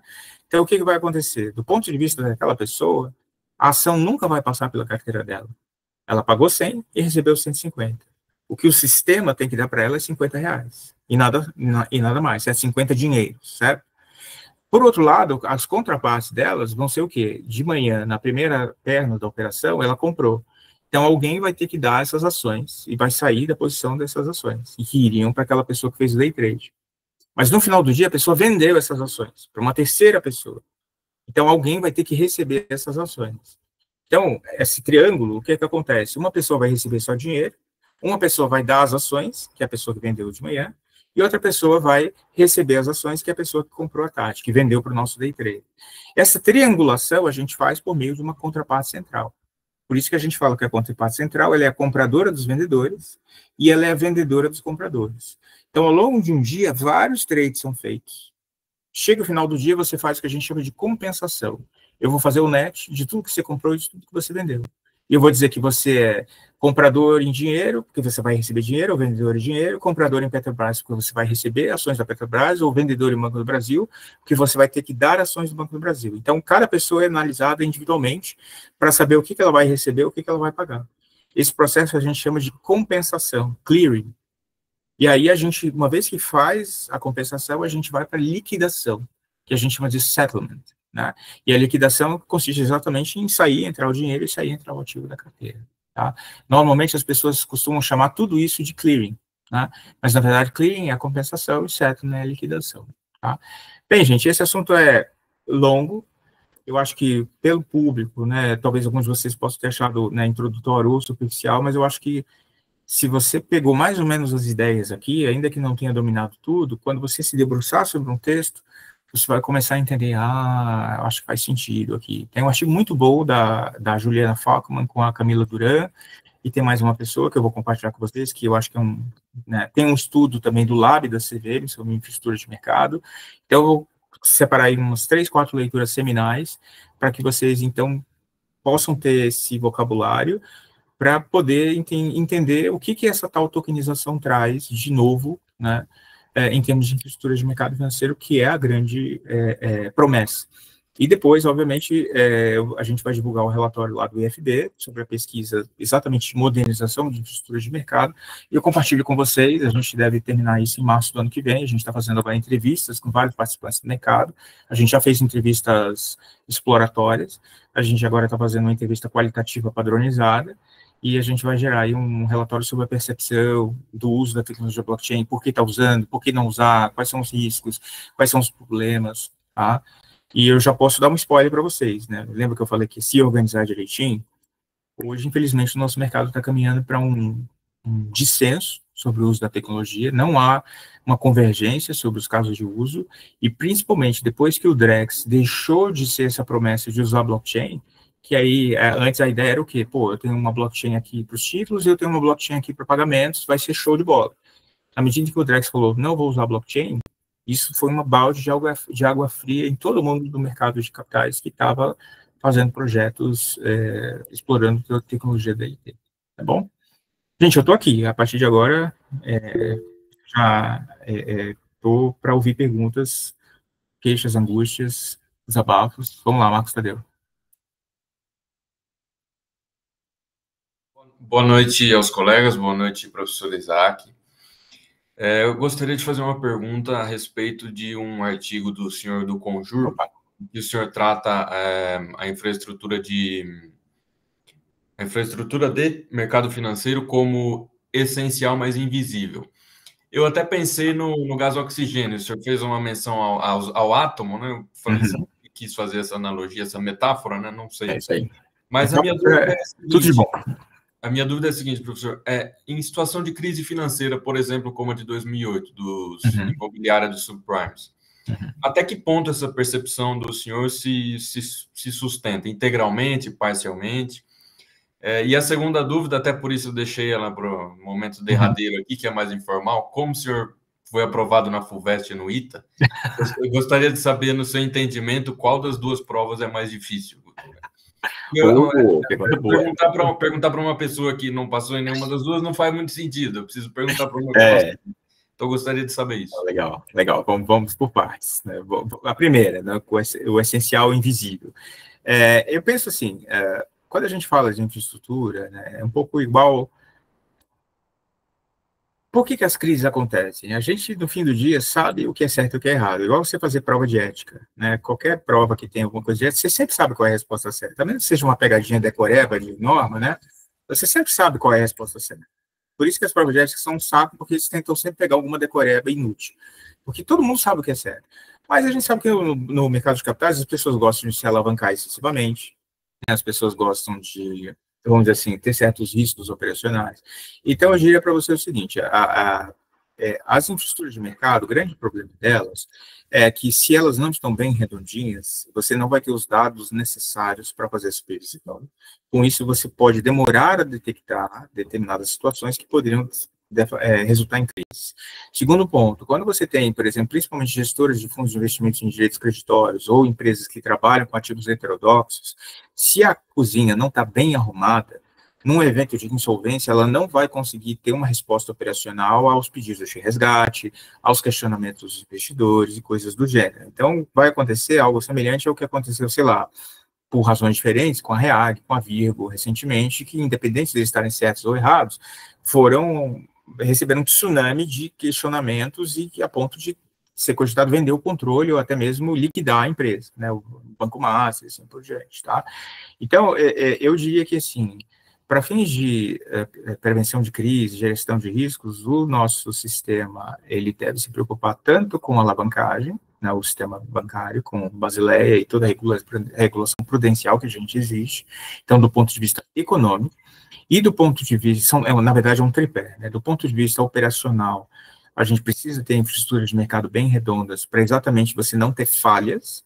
É difícil uma falha causar, assim, pontual, causar um problema de insolvência. Às vezes você tem, por exemplo, a discussão na minha época da minha pesquisa de mestrado, tem uma empresa chamada Knight Capital, se vocês quiserem procurar depois, um estagiário lá não testou o algoritmo, botou o algoritmo em produção, e em 15 minutos ele praticamente pulverizou $100 milhões, um negócio bizarro, e a empresa quebrou. Praticamente teve que ser comprada pelo concorrente por causa de um software bugado que não foi testado, né? Então, de alguma forma, quando a gente fala em infraestrutura de mercado, a gente amplia para isso, para uma resiliência operacional, isso é fundamental, né? E muito visível, é essencial e visível em momentos de crise. E a terceira parte do tripé é a parte de segurança cibernética da informação, né, que tem a ver com resiliência operacional, mas que merece um destaque à parte. Vide aí os ataques ao PIX, que a gente está sofrendo recentemente, a questão da credibilidade do sistema diante desses ataques. Então, eu acho que na mentalidade do Banco Central, né, na sessão de terapia, ele tem que ter uma obsessão com risco prudencial sistêmico, né, resiliência operacional em termos de infraestrutura de mercado financeiro e segurança cibernética da informação. Não sei se exatamente contemplo, né, a tua pergunta. E sobre, enfim, eu adoro, em primeiro lugar, eu adoro fazer prova, me julguem. Se eu pudesse, eu fazia a prova todo domingo, igual corrida de rua. As pessoas têm problemas, né? Eu tenho os meus. E sendo bem objetivo, eu acho que a dificuldade do vestibular da FUVEST é porque ela é um pouco mais abrangente, né? O ITA é muito vertical, muito nichado, né? Então, assim, e exige muito mais improvisação na hora da prova, né? Eu lembro que quando eu estava fazendo a prova, 15 minutos eu não escrevi nada na minha primeira prova. Era uma prova de física, 23 questões totalmente discursivas. Você tinha que marcar a alternativa, porque, na verdade, primeiro eu corrigi a alternativa. Se você fizesse o mínimo, eles iam corrigir. Mas, na prática, eram 23 questões discursivas para você fazer em 3 horas e meia. Então, você imagina, 23 daquelas questões de desafio. E aí eu fiquei 15 minutos sem escrever nada. E aí tinha a galera do lado, sempre tem, né? Perdão do estereótipo, mas sempre tem, né? Nada contra os meus amigos orientais, mas sempre tem um japonês surtado lá, eu falei, pô, o japonês vai pegar minha vaga, já era. Mas eu fui devagar e sempre lá e passei. Então é uma prova diferente, porque você precisa dos espíritos, né? Que vem e criatividade. Né? Já a FUVEST, você depende menos da metafísica e da ajuda dos espíritos, né? É uma prova para a qual você pode se planejar um pouco melhor, um pouco mais inteligente, interdisciplinar, tem questões cruzadas, a questão de literatura envolve coisas de história, de geografia, né? Então, eu acho que são dificuldades diferentes para perfis diferentes de pessoas, né? Tanto é que todo mundo da USP costuma ser mais generalista, tem, em regra, mais soft skills, coisas do gênero. Para mim foi um desafio, porque eu fiz o vestibular em 2011, 2012, e eu peguei para estudar apostilas do Etapas de 2001, que um amigo meu, Isaac, meu irmão estudou aí, tô aí. Eu estudei lá uns 2 meses por umas apostilas do Etapa de 2001 e fui com a coragem, tendo feito meu vestibular em 94. Né? Então foi divertido, foi legal. Por sorte, cai matemática, né, no direito. Então, aí me ajudou muito isso. Mas enfim, compartilhando histórias de vida aí. Ficou claro. Vamos lá. Fique à vontade, quem precisar sair, eu tô de boa.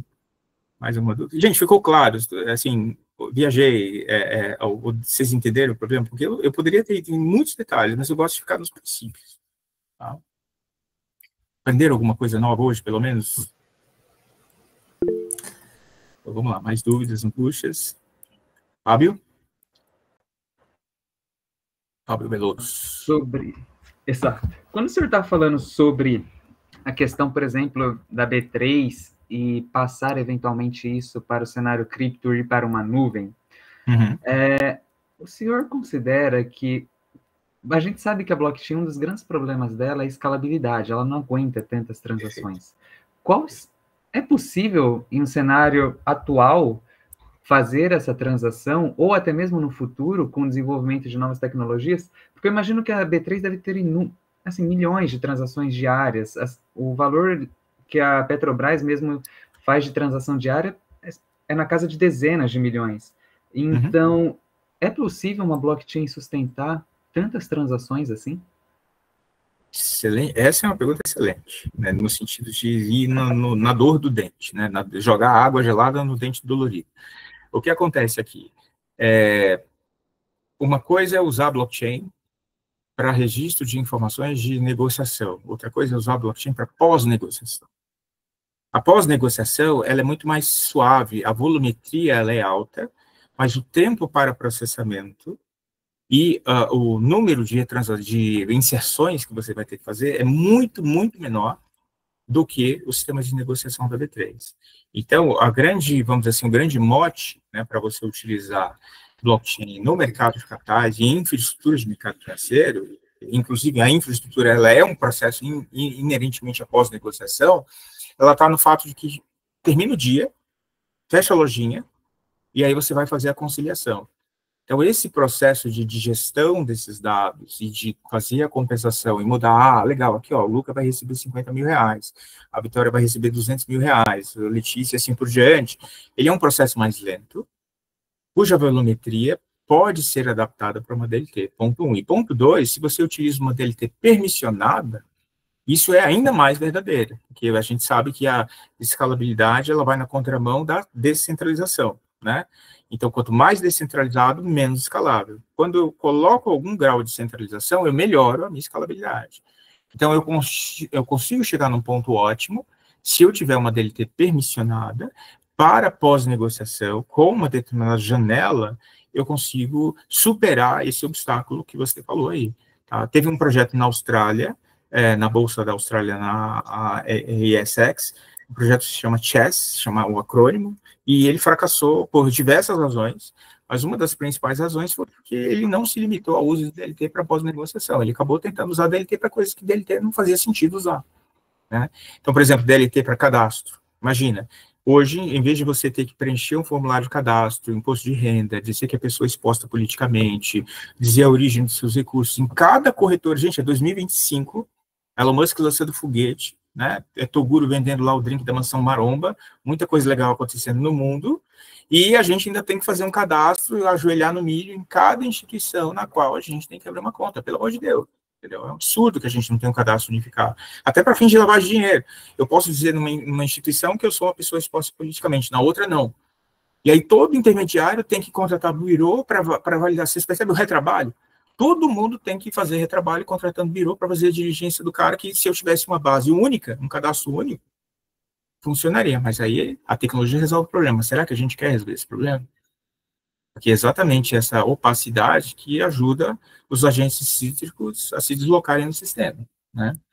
Então, existem algumas ineficiências que se perpetuam no mercado porque tem gente ganhando dinheiro com elas. Seja fazendo atos ilícitos ou simplesmente abusando de posição dominante. E de câmbio. Faz sentido a operação de câmbio custar tão caro e demorar tanto em 2025? Principalmente quando eu tenho moedas exóticas? Não faz nenhum sentido. Mas tem gente que ganha dinheiro com isso. Então, tudo bem? Perfeito, professor. Muito obrigado. Eu te dizer que eu não tenho papas na língua aqui. Zero bullshit aqui, né? Vamos lá, Daniel. Daniel Mejias. Campos Scarfe, você é parente do Scarfe? Sim. Do professor? Ah, legal, legal. Você é parente, não? Sim, é meu pai. Oh. Ah, é seu pai? Ah, legal, legal, legal. Manda um abraço para ele lá. Senhor, minha pergunta talvez seja, é um ponto que o senhor tocou um pouco mais de leve, mas eu vejo um contraste, porque tem até livros publicados de professor da faculdade sobre lavagem de dinheiro e criptoativos, e algumas reuniões que a gente teve aqui disseram mais que era uma coisa assim, não é tão relevante, que era um pouco tempestade em copo d'água. O que o senhor acha sobre isso? Vamos lá, né? Lembra do direito penal que tem, né, os objetivos declarados e objetivos reais do direito penal? É um pouco isso, tá? Pega muito mal hoje você associar a cripto a atos ilícitos. Eu lembro que eu fiz um estudo uma vez para uma associação, né, foi para abrir cripto, né? E eu fiz um estudo, e aí eu dei uma entrevista para o Valor, comentando o estudo, e eu, assim, falei que, olha, essa tecnologia, na sua origem, ela tem um traço genético de afinidade com, vamos dizer assim, fugir fora do voar fora do radar do Estado, algo assim que eu falei, no sentido de opacidade, né, no sentido de privacidade e, eventualmente, abuso de privacidade. E aí teve uma galera da associação que não gostou, queria me crucificar, né, queria me linchar, não, porque você não pode falar que cripto é do mal, que tem um traço. Cara, tem um traço genético. O negócio foi criado com todas as letras para você fazer transações fora do radar do Estado. Não estou dizendo que isso é uma coisa ruim, é um fato, tá? Dito isso, se você consegue hoje criar uma rede na qual você consegue flexibilizar a identificação do beneficiário final, e na hora de você fazer o follow the money, você se perder, e a partir dali você não ter mais visão do que aconteceu, desculpa, assim, é você dizer que o caminho está limpo para quem quer lavar dinheiro. Então, é um problema real hoje. Lavar dinheiro em cripto sempre foi e sempre será um problema real. O que acontece? É possível que parte do mercado vá querer se distanciar disso e voluntariamente adote a diligência para evitar que sejam feitas transações anônimas, tá? Por quê? Porque ela não quer se associar a esse tipo de prática. Então, você tem um grupo de empresas que, desde o início, fala, peraí, existe essa várzea, sim, a tecnologia pode ser utilizada para isso, mas aqui eu organizo tudo.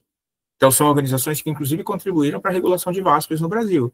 Então, se você for lá no Banco Central, olhar no MID e pedir autorização, você vai ter que ter o cadastro de usuário, né? Você vai ter que ter a supervisação de transações, a comunicação ao COAF.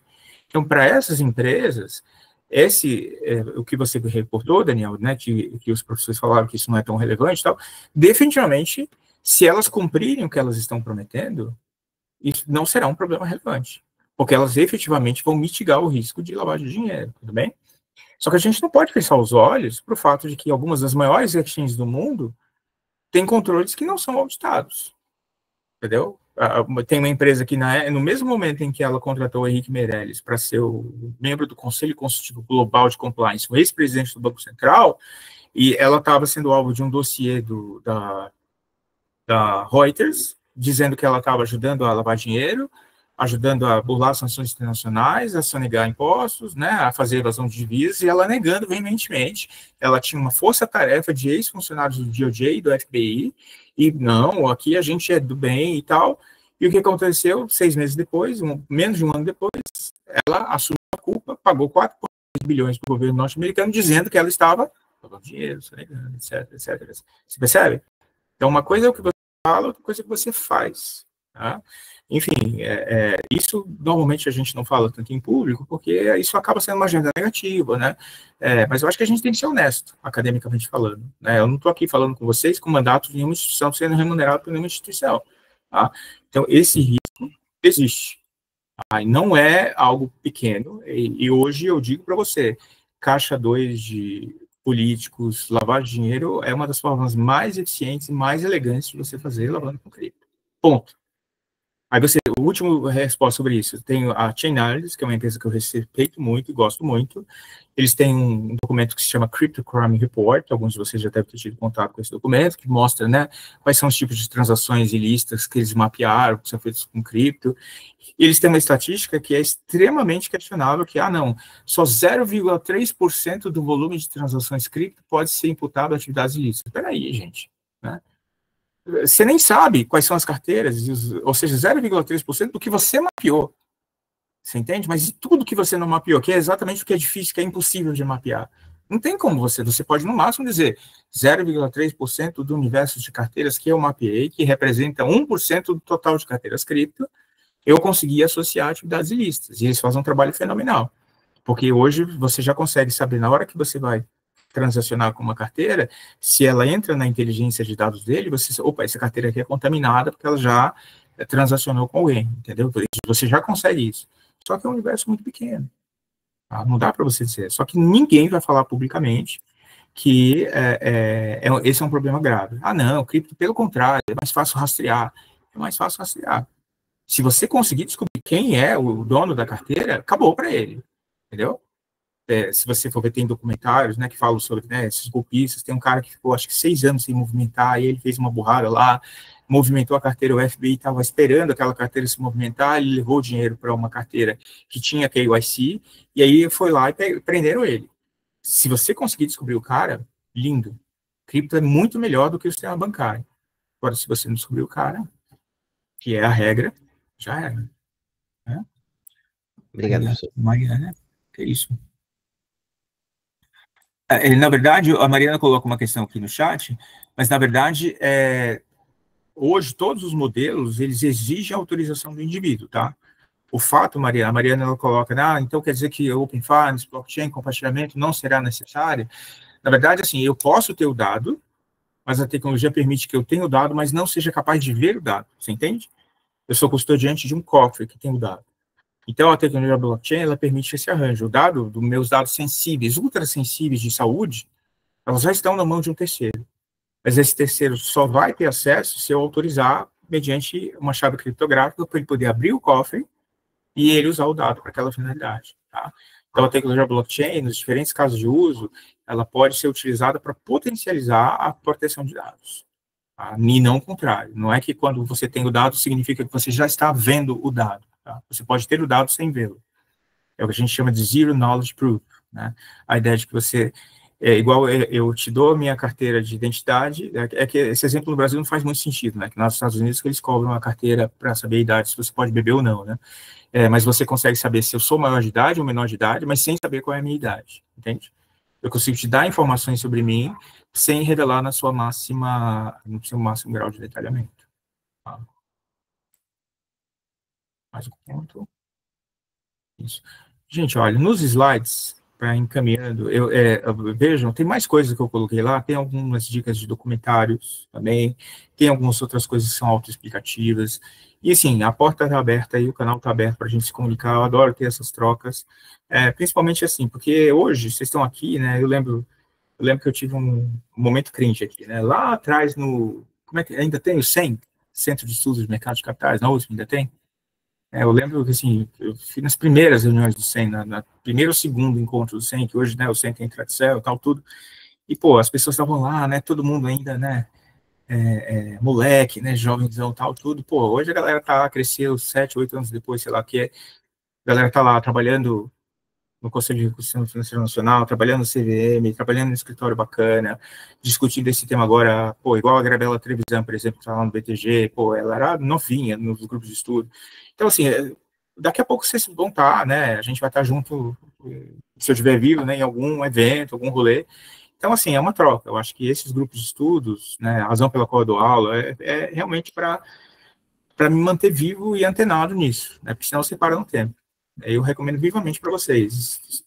Estudem, façam uma pós-graduação quando for aplicável, façam cursos de atualização, cursos livres, se mantenham antenados e principalmente fora da bolha franciscana. Existe vida fora da São Francisco, e vida inteligente, né, fora da São Francisco, tá?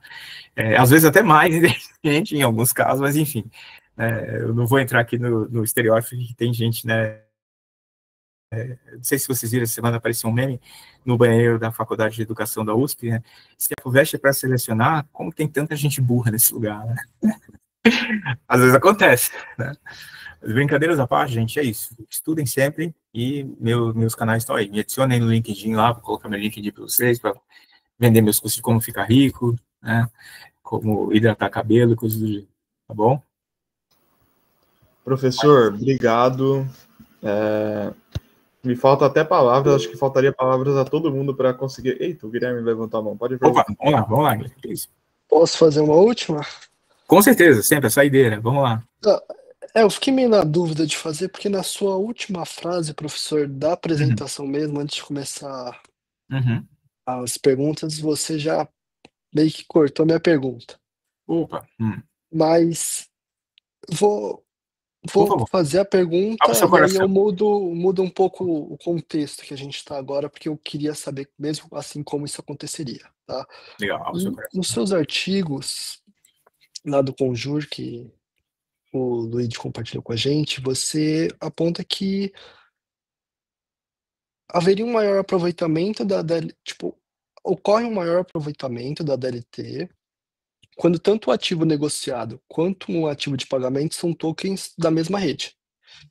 E, no caso, envolveria o Drex agora, né? Apesar de ele ter saído da blockchain, como funcionaria a interoperabilidade, né, se ele continuasse numa rede de blockchain com outras redes em que já existem esses ativos tokenizados? Vamos lá. Por exemplo, imagina quando você vai hoje negociar numa exchange, né? Hoje é mais fácil você negociar contra USDT ou USDC, né, a exchange contra a stablecoin de dólar. Mas, por exemplo, numa plataforma DEX, você tem pools de negociação, né, que podem ou não envolver, também é melhor economicamente, é mais eficiente que envolvam uma stablecoin como sendo um dos pares.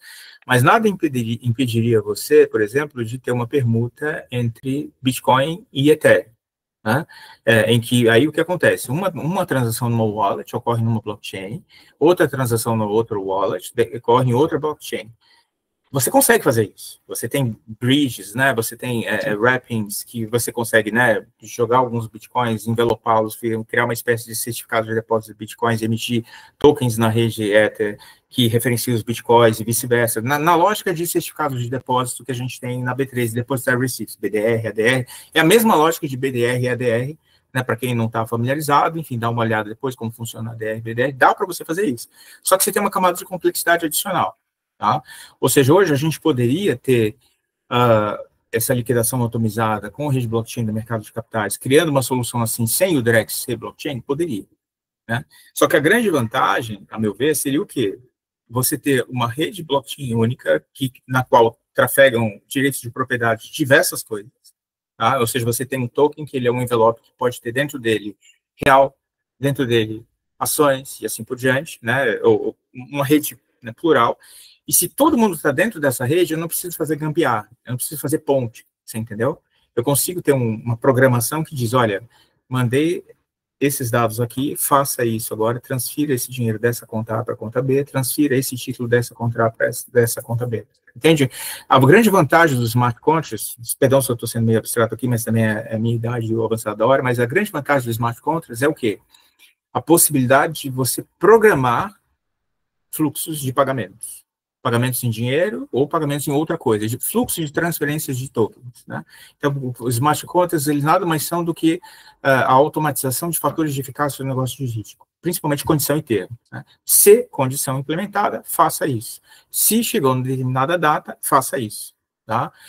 Então, quando você tem tudo dentro da mesma rede, é como se todo mundo estivesse falando a mesma língua e operacionalmente isso flui melhor. Então, imagina, vamos usar as mãos aqui, imagine um mundo onde todos os imóveis estejam na mesma rede, todas as ações na mesma rede, todos os reais na mesma rede. Então, a gente vai conseguir falar essa língua e fazer essas transações com muito menos fricção.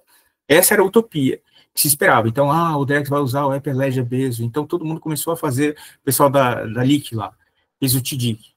Para poder fazer o TDIC, eles tiveram que criar uma stablecoin de real que emularia o que seria o Drex dentro da blockchain deles. E eles disseram, não, a gente fez de forma que quando a gente tiver o Drex, a gente vai poder acoplar aqui e a coleta dos recebíveis, o pagamento dos recebíveis, todas as operações do fundo, elas já estão programadas porque elas pressupõem uma stablecoin de real.